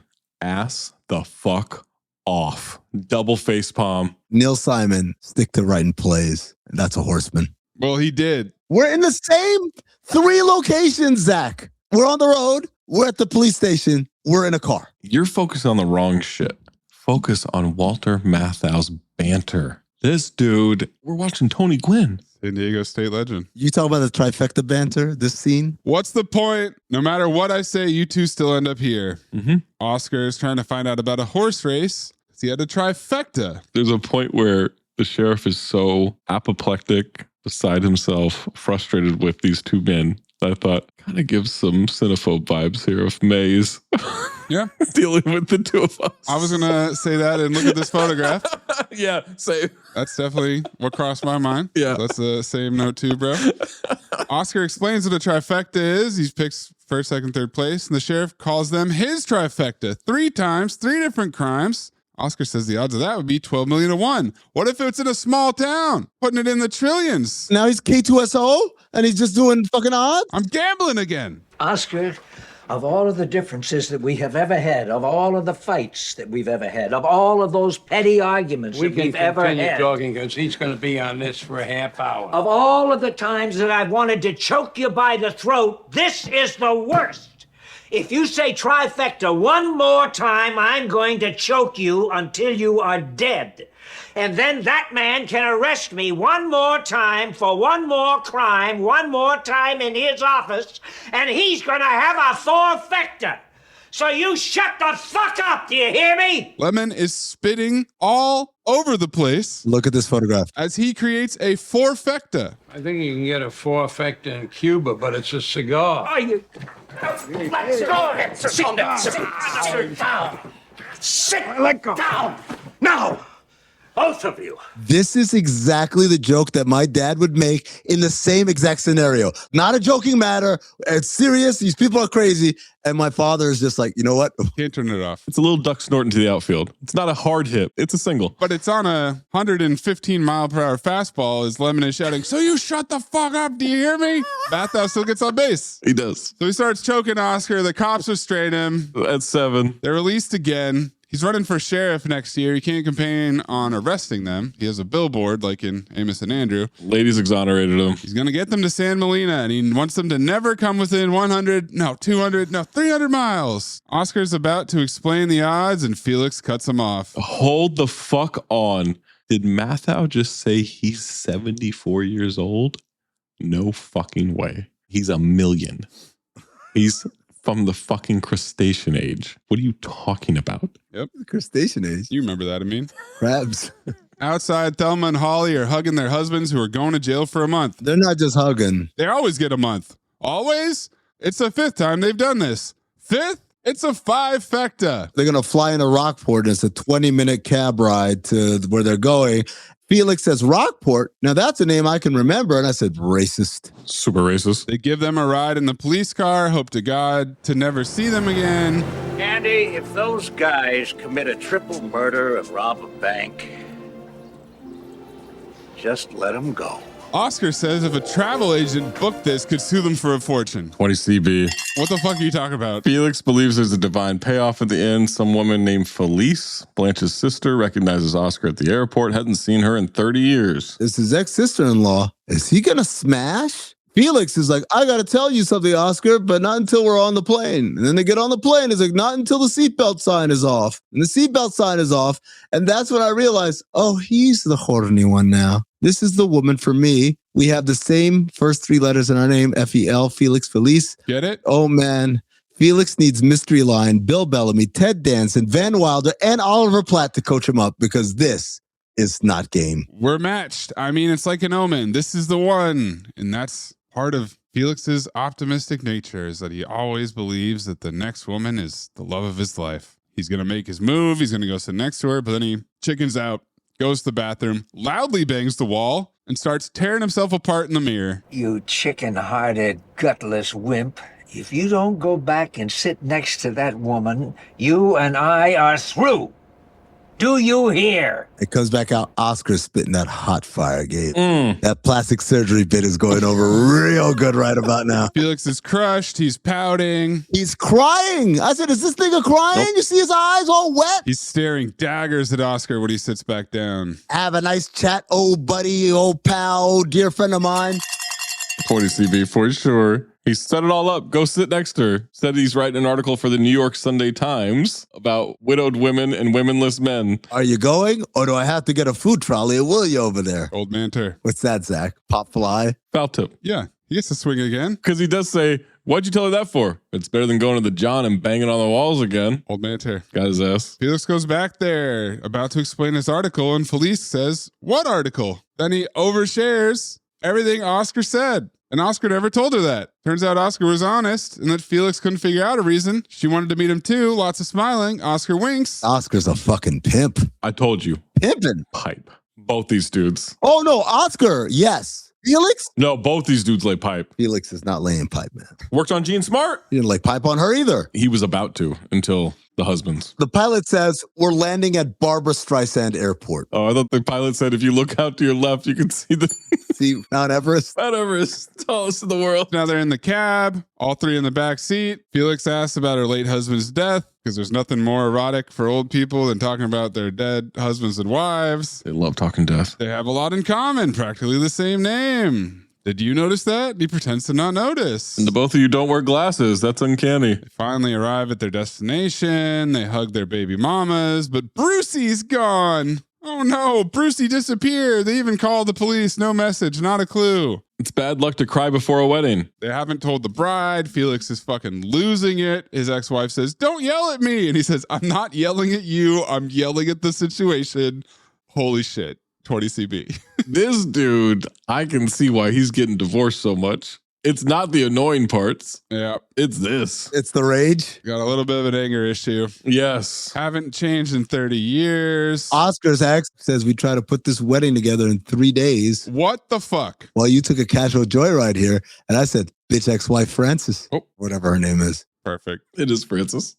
Well, Frances is Felix's wife. Oh, that's Felix's. Yeah. See? Blanche. There you go. The other really young name. Mm-hmm. How easy do they think it is to get married in these movies? Felix done it 3 times. What the fuck are you talking about? No, I'm saying they planned a wedding in 3 days? These are vets here we're talking about. Yeah. And so now Bruce is gone. Who? Nobody knows where he is. Brucey. Oh, Brucey. Sorry. Brucey's gone. I can't remember. Did we ever get exposition on who Brucey is? It's his son. It's Oscar's sonny boy or whatever. Oh, okay. He's an actor who might have a pilot. Yeah. So he's flat fucking broke. Is this their version of a third act setback? No, because the entire time they've been beefing. When did we get to the second act? That's a good point. Argue about which kid is the wacky one. I did like this line, even though it is a little bit problematic, where he says, Hannah Wacky. My Hannah Wacky? Will you stop repeating that? It sounds like a Hawaiian hotel. Golden dumpster. Double off the wall. That's a home run, dude. Sounds like a Hawaiian hotel that I picked because it said it was an adults only hotel. Only that when I checked in. Only there fucking families everywhere. Those children were running laps from the pool to the check-in desk to the elevators, around and around, dripping water the whole time. Felix threatens to get physical. They go nose to nose. Before I sneeze your brains into a tiny Kleenex. Oh. Blanche says they found Bruce. Brucey. Police chopper found him on the roof. Not a third act setback then. It's over. Because it's immediately resolved. Brucey's hanging out on the roof. Oscar tells everyone to back off. He'll speak to Brucey alone. Mm-hmm. And Brucey is my nomination for ass on because this guy trying to look sad on the roof. Do you not know Jonathan Silverman? Nope. We got to get into the Weekend at Bernie's universe. He's thinking it's a big mistake. He doesn't trust marriage. His parents were not good examples. His mom was married 3 times. His dad was married once, then not for 30 years. It's hard. I'm like, you're just realizing this right now? Motherfucker, he decided to get married 5 days ago. Well, he doesn't have a job. Guys, you're forgetting that this is like baseball, okay? Basketball's like jazz. Marriage is like baseball. But I don't know, Brucey. It's like baseball. Either you can play or you can't play. Your mother could play, I couldn't play. Trouble with your mother is she kept getting traded all the time. Did he just call the kid's mom a whore? Absolutely. That was not the answer I was looking for. Well, then why did you wait so long to ask the question? Because it's what I thought I wanted. Now I know that it's not what I want. You sure? I'm sure. Then get out of it. Don't do it, Brucey. You mean it? Let me go talk to the others. I'll figure something out to say. I thought we were going to get a joke about integration. Brucey gives us another addition to our Poppy Talk folder where he goes back to back with Dad? This gets him off the roof. He really loves her. Oscar says, sure you do. Now. But now Brucey's fine. He'll always love her. She's the best thing that ever happened. All he needed was Oscar to give him the mystery line, Amin. Thank God you said that. I don't know how long I can keep talking like an asshole. He was faking it. All you got to do is give the kid the opposite advice, and he'll do the opposite of what you say because you're his dad. And then he pinches Brucey's cheeks. I hated that. Felix goes to talk to Hannah. Seamstress threatens him if he smudges the dress. Looks at her, at his daughter in the wedding dress, says, I've just seen heaven and it's in living color. In living color. And I started to say reference, and then I said, there's not a fucking chance Neil Simon has ever heard of In Living Color. Maria the seamstress is Abuela Mija's mom. Timeline checks out. She asks if it was a terrible trip, and then Felix starts bragging about meeting abroad on a plane at his daughter's wedding. He's a narcissist. His daughter's chin is... All right, time for the ceremony. They're married. His suitcase shows up right on time to change into his formal suit. Wedding ceremony, kiss the bride, odd couple smiling at each other. They're getting a lot of kisses in. Then they both hug their dads. Oscar says, what a pretzi at his son? He says, what a putsy. Oh, okay. Uh-oh. Uh-oh. They're nice to their ex-wives. Felix sneezes. You still allergic to my perfume? Perfume's a horseman. Triggered an old memory in my sinuses, and then smiles at Felice and heads off. Dance at the wedding, kind of a mini montage. Oscar gives an envelope to Brucey and Hannah. It's not cash, though. Brucey says, isn't she incredible, Pop? It's first editions. Mickey Mantle rookie card. George Herman Ruth. Known as Babe Ruth. Only sometimes known as Babe Ruth. Sometimes. Other times he's just George. Worth $22K today. Tells Brucey to hold on to him until his kid is 18. Might buy a week or two in college. Old Manter. Prescient. Yeah. Prescient. How did he know it was going to be that expensive? How did he know? You're the greatest, Pop. We didn't menage on this, Zach. The Mickey Mantle card, meaning that there's an Ed card somewhere. Where is Ed the champ? No. You were wore out. Mathau did this to you. Wearing my ass out with all this fucking old Manter. Oscar's getting tired. Bruce asks if he'd move out. To where? Santa Jacinta, Malinta, Caliente, Malaguena. Callback. Oh, boy. Now they're sharing a bed. Why? They're in the same room? Why? What a wedding. The kids love the silver tray. CT5 Liars. They're going to sell that shit. They're going to sell that for rent money in 2 weeks. It's at a pawn shop right now. It's a $6,000 Tiffany silver tray. They're going to sell it for $300. $300. Felix wonders what Oscar gave him as a gift. Oscar wants him to shut the fuck up. Might be another 17 years before they see each other again. Felix started calling Felice Lise. Yeah. Oscar wonders if she calls him Licks. Oh. Not going back to New York. Gonna go to San Fran. And at this point, I said, fire him into the sun. He says, GN. GN.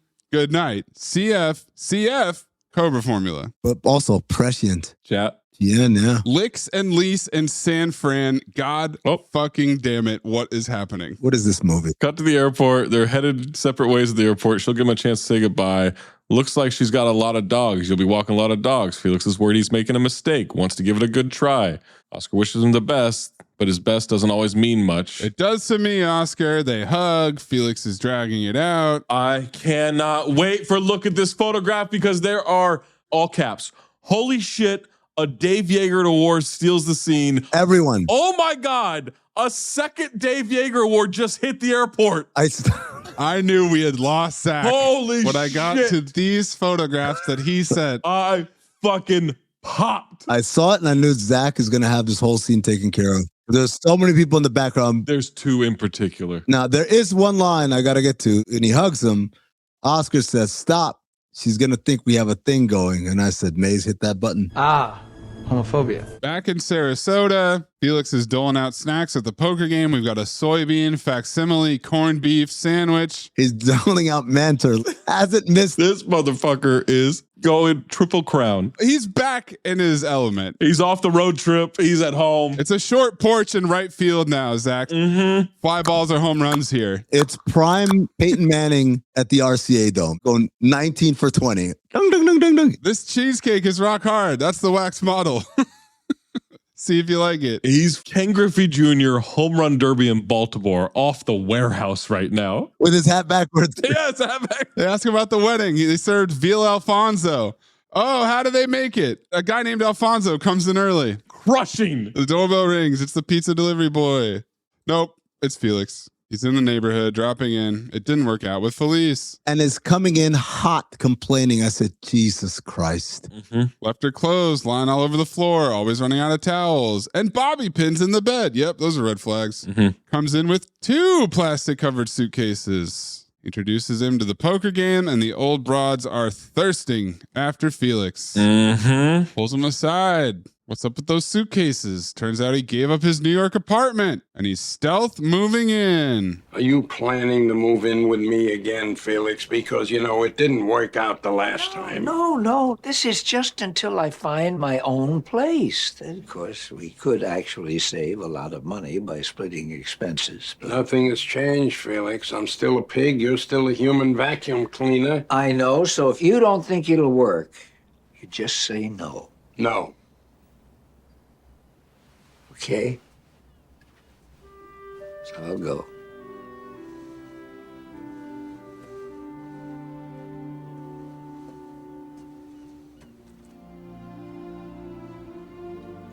I didn't say go. I said no.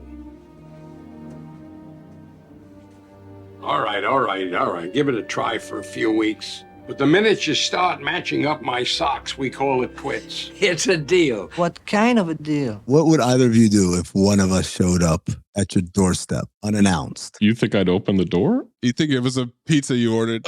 Yeah. Ordered before you left on a trip. You're like, can I stay here? Just until I get myself on my feet for a couple of weeks. By the way, he drops that one. I know you've got money for a fucking Airbnb, for a hotel, for a motel. Not for a couple of weeks. It's expensive. LA's an expensive town. You got Marriott points. You're good. Damn.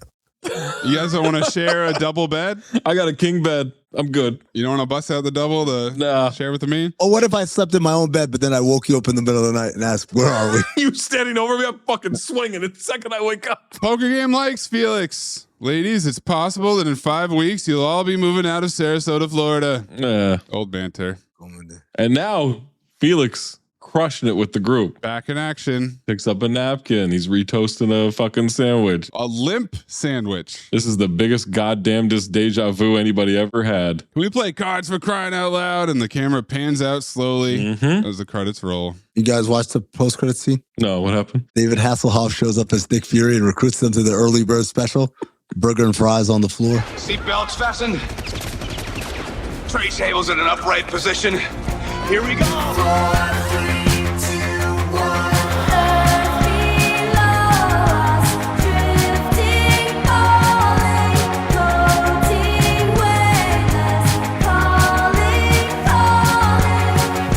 Plot liftoff. What?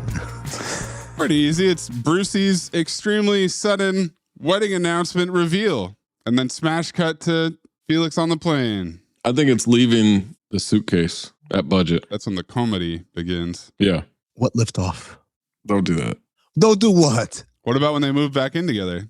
Is that lifting off enough for you? No. Okay. Nothing happens in this movie. What are you talking about? A shitload of stuff happens. A sheriff told us what happened 3 times. That's a good touche. Well, on that note, why don't you give us your plot summary? Why don't you try telling us what the fuck happened? 96 seconds on the clock. Zach, I'll remind you that you picked it. I sure did. Because in Pluto TV year, we do make picks. That's right. It's my pick. And I picked The Odd Couple too. Neil Simon's The Odd Couple too. Yeah. 3, 2, 1. 30 years ago, Felix and Oscar ended up sharing an apartment together. And Oscar's kind of a brash, will say things how they are, kind of a horn dog, whatever. Felix, super neurotic, super hypochondriac and everything. And then so 30 years later, we find out that Oscar has taken his hang-dong face to Sarasota, Florida, where he watches baseball and he talks about Roberto Clemente and he's having poker games for biddies and everything and stepping on Juju's turf. And that's when he finds out, oh, Brucey, his son, is getting married in California. So he's going to go out there. And who does he run into at the LAX? Oh my God, it's Felix. They're so happy to see each other. And then Felix gets hurt. And now the whole thing at budget rent a car. And because of that, they forget the suitcase. And now they're on a drive through Southern California, in which they take the 405 to the 101 because they can't find the 405, and they get to this situation where their car blows up for literally no reason, and now they're walking and they get crop dusted, and then they start smuggling in people unwittingly. They get arrested and then they let go, and then so they're going to get to San Molina at some point. Now they meet up with Gene Smart and Christina Brzezinski, whatever the fuck her name is, Baranski. He's just laying pipe left and right. Both these dudes are laying old man pipe like you cannot imagine. They fix the marriage and then they move back in together for another 30 years. Quack Attack is back, Jack! Christina Brzezinski. Whatever the fuck her name. What is it? Banansky? Christine Baranski. Yeah, that's what it is. Banansky. Bonanza. 3, 2, 1. The two grumpiest, oldest men in Hollywood are reunited for a 10-fecta of movies together. After not seeing each other in 17 years, like a Rat-a-Tat song, the infamous odd couple is reunited when their children are both struggling actors getting married, which is a complete surprise to both geezers who never talk to their kids. They meet at the airport and begin what should be a straightforward 2-hour drive, but it turns into a wacky road trip full of comedy and misadventures. Felix breaks his leg and loses his suitcase. Oscar burns the map with his cigar, but not satisfied with those stakes, their rental car explodes, and they end up totally lost in the middle of Santa California. They end up transporting illegal immigrants and end up in jail. The Walrus Sheriff Arturo Toscanini releases them. They end up riding in an ancient Rolls Royce with Colonel Sanders, who drops dead, and end up back in jail where Arturo Toscanini releases them. 30. They get embroiled in a twisted white trash marriage square where the husband holds up a bus with a gun, and they end up back in jail where Sheriff Arturo Toscanini releases them. 40. He then drives them to the airport and begs them never to come back. They make it to the wedding, and it's over in 5 seconds. Then Felix tries to move in with Oscar back in Florida. Quack Attack is back, Jack! Arturo Toscanini, that was the one you were holding on to? That was the note. I thought of that while I was writing my plot summary, and then I was like, do I call this guy Sheriff Arturo Toscanini the entire time? That mustache was hitting. It's a tough call. Oh, 3, baby. 1, 2. Look, do me a favor. I don't want to do a countdown before I do the scene. No countdown. Can we just do it off of action? Just in your own time. Good. So I'm not a rocket ship, okay? Okay. All right. Holy shit, what a slog. This movie is a sequel to a movie that was watched by people who are no longer among the living, so they have to give us helpful exposition throughout. Walter Matthau plays Oscar, a horny, degenerate gambler sports writer with an absurd body build and my dad's sense of humor. Jack Lemmon stars as Felix, Oscar's old roommate who just bitches nonstop, to a point where I begin to wonder, did these guys used to bang? Their kids happen to be getting married to one another, so the old couple decides to carpool to the small town where the wedding is happening. How this guy still has a driver's license is beyond me. No, wait, no, it isn't. He lives in Florida. They miss their exit and end up in El Mirage or somewhere because Oscar lost the 20 CB map when he was trying to dump out his cigar ashes. Now they fight on the side of the road as a car explodes, and wait, this isn't Grumpier Old Man? They get arrested by ICE for smuggling illegals. They go to a local bar and order espresso martinis with mezcal, you say. Bag 2 local hoes who are married, meet Colonel Sanders, who takes them on a car ride so slow it could have doubled for this movie. Colonel Sanders kicks the bucket of chicken while losing his toupee to a crow. They get arrested for murdering him, released, and put on a bus where they reunite with the local hoes. 30. Then get kidnapped by the husbands of the local hoes and finally catch a flight where the bitch roommate hooks up with Feliz Navidad, despite not knowing the manly art of wenching. 20. Oscar has to talk his bitch-ass son off the roof, and Felix breaks up with Feliz Navidad because nobody rails him quite like Oscar. They're definitely fucking. Whoa. Homophobia. That's not homophobia. The way you said it. That's tension. Quack Attack is back, Jack! This episode is brought to you by Fandango. People say fans are too distracted these days, but the truth is, when a great movie hits the screen, you show up. You stay glued, invested, part of the story. And without fans like you, there'd be no cinema magic, no shared moments. So head to Fandango.com to get tickets, stream, or rent or buy top movies and series. Fandango loves fans. K-pop demon hunters Haja Boy's breakfast meal and Huntrix meal have just dropped at McDonald's. They're calling this a battle for the fans. What do you say to that, Rumi? It's not a battle. So glad the Saja boys could take breakfast and give our meal the rest of the day. It is an honor to share. No, it's our honor. It is our larger honor. No, really. Stop. You can really feel the respect in this battle. Pick a meal to pick a side. Ba-da-ba-ba-ba. At participating McDonald's while supplies last. Who cares if you lose the game? You got this off your chest. I mean, it's just one night of bar trivia. Ooh.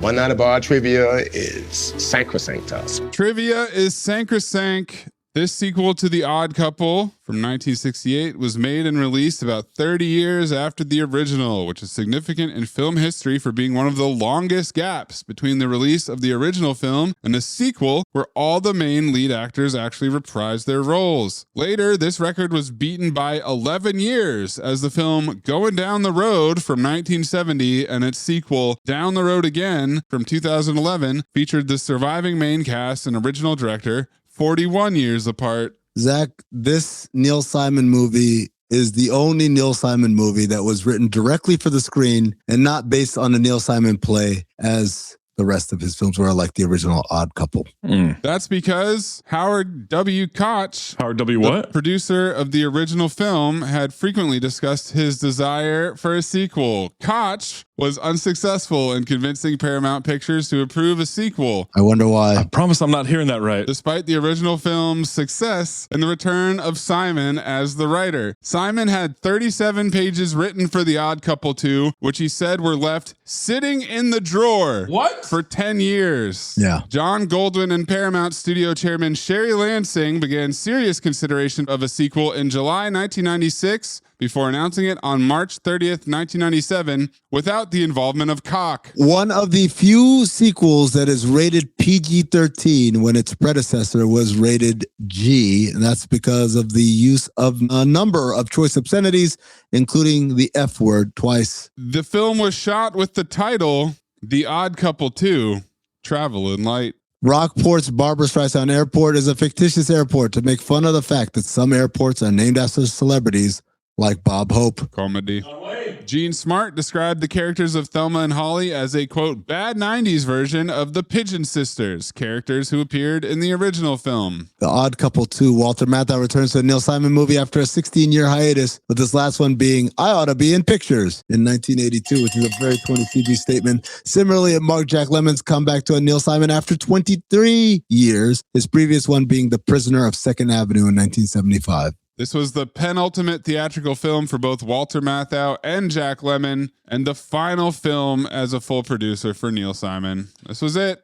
They wrapped it up. It's a swan song. That includes that both of them were in JFK, and I don't remember either of them being in JFK. I remember Lemmon. Got to rewatch it. JFK is every 5 to 10 minutes, there's another heavyweight actor coming in to do their scene or their couple scenes. Yeah. Spoiler alert, whenever I read the name Cincinnatus Powell, I always think of John Candy's accent in that movie. That's perfect. Hands are soaked in butter and lobster or crab or whatever shellfish he's eating. I was just looking at our CT5 list. Oh, yeah. Could I move this into CT5 Dream Tony medleys? Because I bet he fucking loved this, but I don't think I can. You think he loved it? Absolutely. All the old references. He would get to wax poetic about Neil Simon. No, he'll wax poetic about Neil Simon and the original Odd Couple, and then he'll complain about how this one doesn't deserve to have the same name. Who do you think he'd blame? Would it be Howard Deutsch or? No, he's going to blame the guy in the press box sitting next to Walter Matthau at the beginning of the movie, the one that Zach called Jason Jones. The one that Walter Matthau leaned over to talk about the young caucus. The caucus, yeah. Still don't know what that means. Louis Pinnock Accent Award. Hold on. I got a trivia for you here about caucus. Oh. You ready for this, Zach? I didn't like the way he said it. I didn't like that at all. Fine. By the way, intro. Swear jar. It comes from the Yiddish phrase alte Kaker, which means old timer. A young old timer. Kaker. By the way, Kaker has a hard R in Yiddish. I bet a lot in this movie has a hard R. Cocker Eddie. Cocker Eddie. Cocker like a black guy. I'd like you all to do an experiment on a plant, something that may benefit mankind. And if you devise something that's groundbreaking, I guarantee you a A in this course. Well, hold on, man. You following me? You can't do that, Lionel. Look, man, if you don't want me to have a foreman job, I understand, but I need my fucking job, man. Louis Pinnock Accent Award, Old Man Broken Spanish. It's the two of them. All the Sans and the Santas and the Los Idiot, everything. Yeah. Let's show them who the horsemen are, guys. Yeah, we got soul.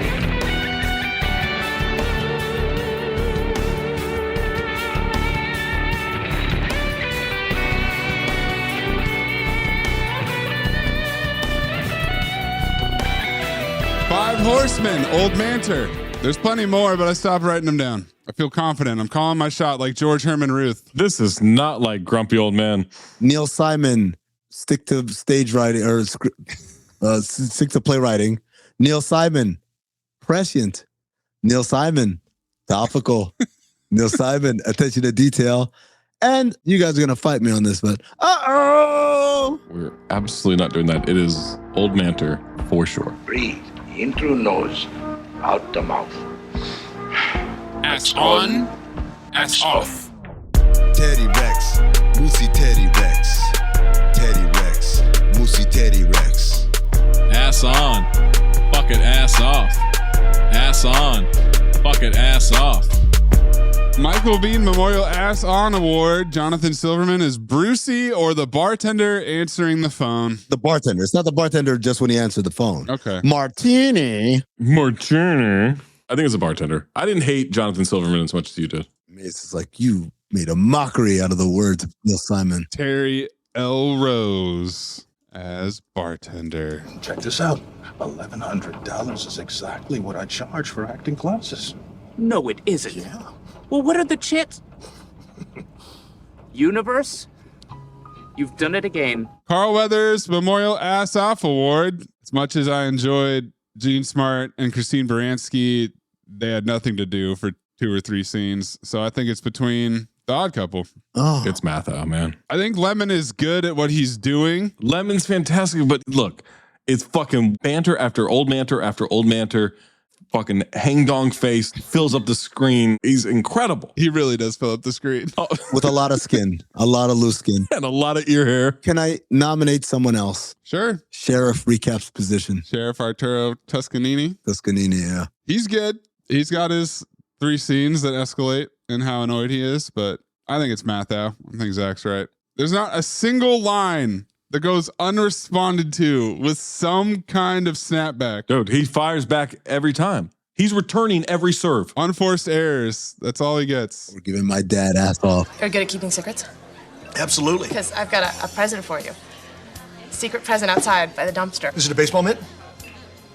To fit you like a baseball mitt, like a glove. I hope. Golden Dumpster nominees. Not a whole lot here. Thelma and Holly's outfits with the vests and the eyebrows and the bracelets and armbands, and Hannah Wacky. My Hannah Wacky? Will you stop repeating that? It sounds like a Hawaiian hotel. I've got the plastic surgery whole routine at the bar where he really just started cooking at that point. With mezcal, you say? Yeah. But my selection for Golden Dumpster, they wore me down.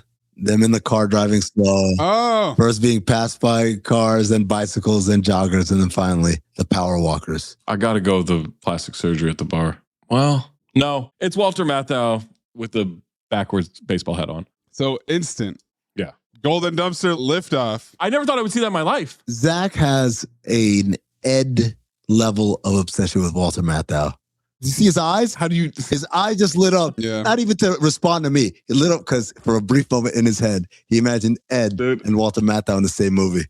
Tell me I'm wrong. How about this? All right. Where are our sequels? Walter Matthau as old Mickey Mantle reuniting with Ed. No. It's before he kicks the bucket and then Ed has to go to a baseball team. I think that's the one. I mean, you've got that prequel. Well, I've got Monkey Mantle. Sorry, you're adding another Ed spinoff here to your expanded universe? I'm looking. I don't think I can move anything. I'm going to go with Thelma and Holly's outfits.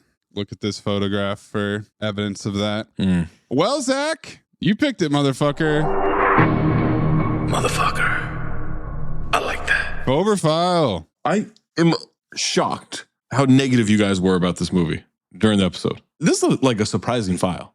I had a good time. It's fucking dumb. There's only one act. Mathau is so good. I would watch Mathau return hit after hit after hit all day long. Absolutely. I mean, you want a reference for you? This is, we're shooting fucking guns, laser guns at Darth Vader. He's just knocking them back. The fucking lightsaber. Shooting laser guns at him. Whatever the fuck they're called. Phasers or what are they? Blasters. Blasters. Got there. Shooting blasters at him. Mm-hmm. Got it. Nailed it. Edit that so it sounded good. That's a file. Intro. It's a file. It's not a good movie. I am going to watch the first one and compare. I wish I'd had time to do that before the episode, but I had a good time. Mathau's amazing. I could look at his face all day too. Oof. It's fascinating. It's like looking into the sun. You said in the chat that you had to restrain yourself from taking too many pictures of his face. I took 2 in the first minute. So what? We could have had 15 more easily simply of his face. Every scene I could have taken a picture of his face. Maze? I enjoyed Walter Matthau. I enjoyed the odd couple dynamic. It's crazy. It's like you make a highly successful movie in 1968, and then that spawns a career where these two people work together 10 times. Obviously, they have chemistry, not like they say in the movie, they actually have chemistry. And then the plot of this movie is essentially that they keep getting arrested by the same walrus sheriff for crimes that they had nothing to do with. How could you be mad at this? Because they happen to be there and... You get it? It's comedy. They keep ending back up there. They happen to transport illegal aliens and they happen to be in the car with the guy who dies and they happen to get kidnapped by a bunch of white trash people that are going to fuck them or kill them in the woods or some shit. I don't know. Didn't really get there. Don't do that. These are comedy legends. I was worried while watching this movie because I have somewhat fond memories of Grumpy Old Men and Grumpier Old Men. Yeah. But I haven't seen them in 25 years. For all you know, you just watched it. Am I misremembering this? Would Grumpier Old Men hold up when we do it someday? But this was the last movie they ever did. I would much rather watch any other movie they did together. That's not fair. That's not a fair basis for this. Judge it on the movie. The movie's not good. Judge it on Mathau's face. Their dynamic is good. There's 9 other movies to watch that have that dynamic, including Grumpier Old Men, which we will do someday. I love Anne Margaret. I love Sophia Loren. I hope that movie holds up to the way I remember it. But this is a phobe. Amin? I've been sitting here listening to both of you guys, and I think I owe an apology, a very big apology. Thank you. To women? No, don't have an apology to women. To respecting women. To women? No.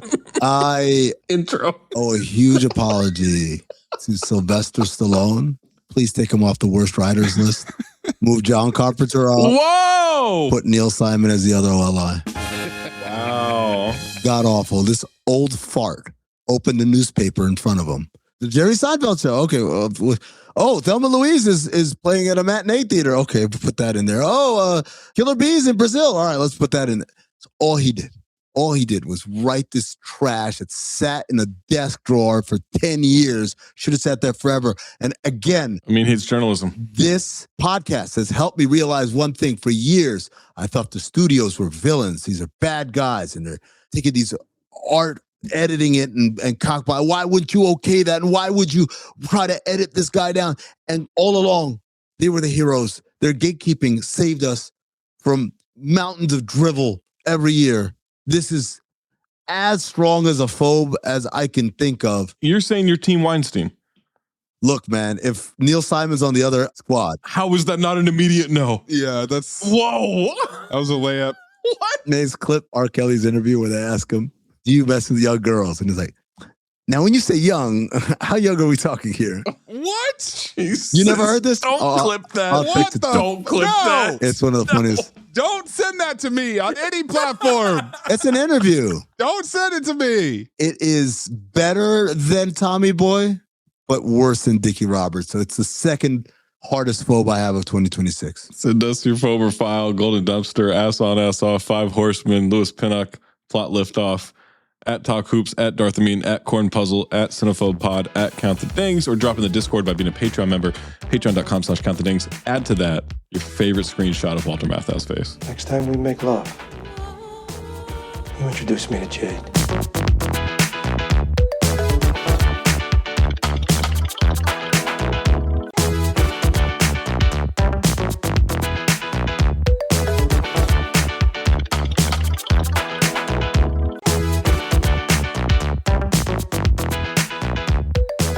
3 suggestions. One we've already done. One that doesn't qualify. One that does qualify. My options were Hurting, 2 Odd Couples, including the one in Spanish. 2 Odd Couples? And Getting Even with Dad. Okay, yeah, I got Odd Couple, Getting Even with Dad. That 18 Again movie again. Fuck. I got completely different ones. El Dedo came back for another go round. Wow. Whoa. The Rapture. I got a movie called Exit Strategy that allegedly has Kevin Hart in it, but the way he's credited makes me think this is a favor. Is this Lou Ferrigno, Scorpion King 4 situation? No, because even that was not all in a day's work. This is like all in an afternoon's work. The other one is Mac and Devin Go to High School, which Oh my God. Pluto TV took pains to point out to me, 75 minutes long. Yeah. Shit, man. Exit Strategy is an hour and 16 minutes. Oh, they're both? Wow. Okay. Well, I really didn't want to do 18 again. I'm going to go with Mac and Devin Go to High School. Wow. Which is eligible because it has 1 negative critic review. Insane. They had a screening. One guy showed up. This is going to be a 55-minute episode. That's another reason I'm choosing Mac and Devin Go to High School.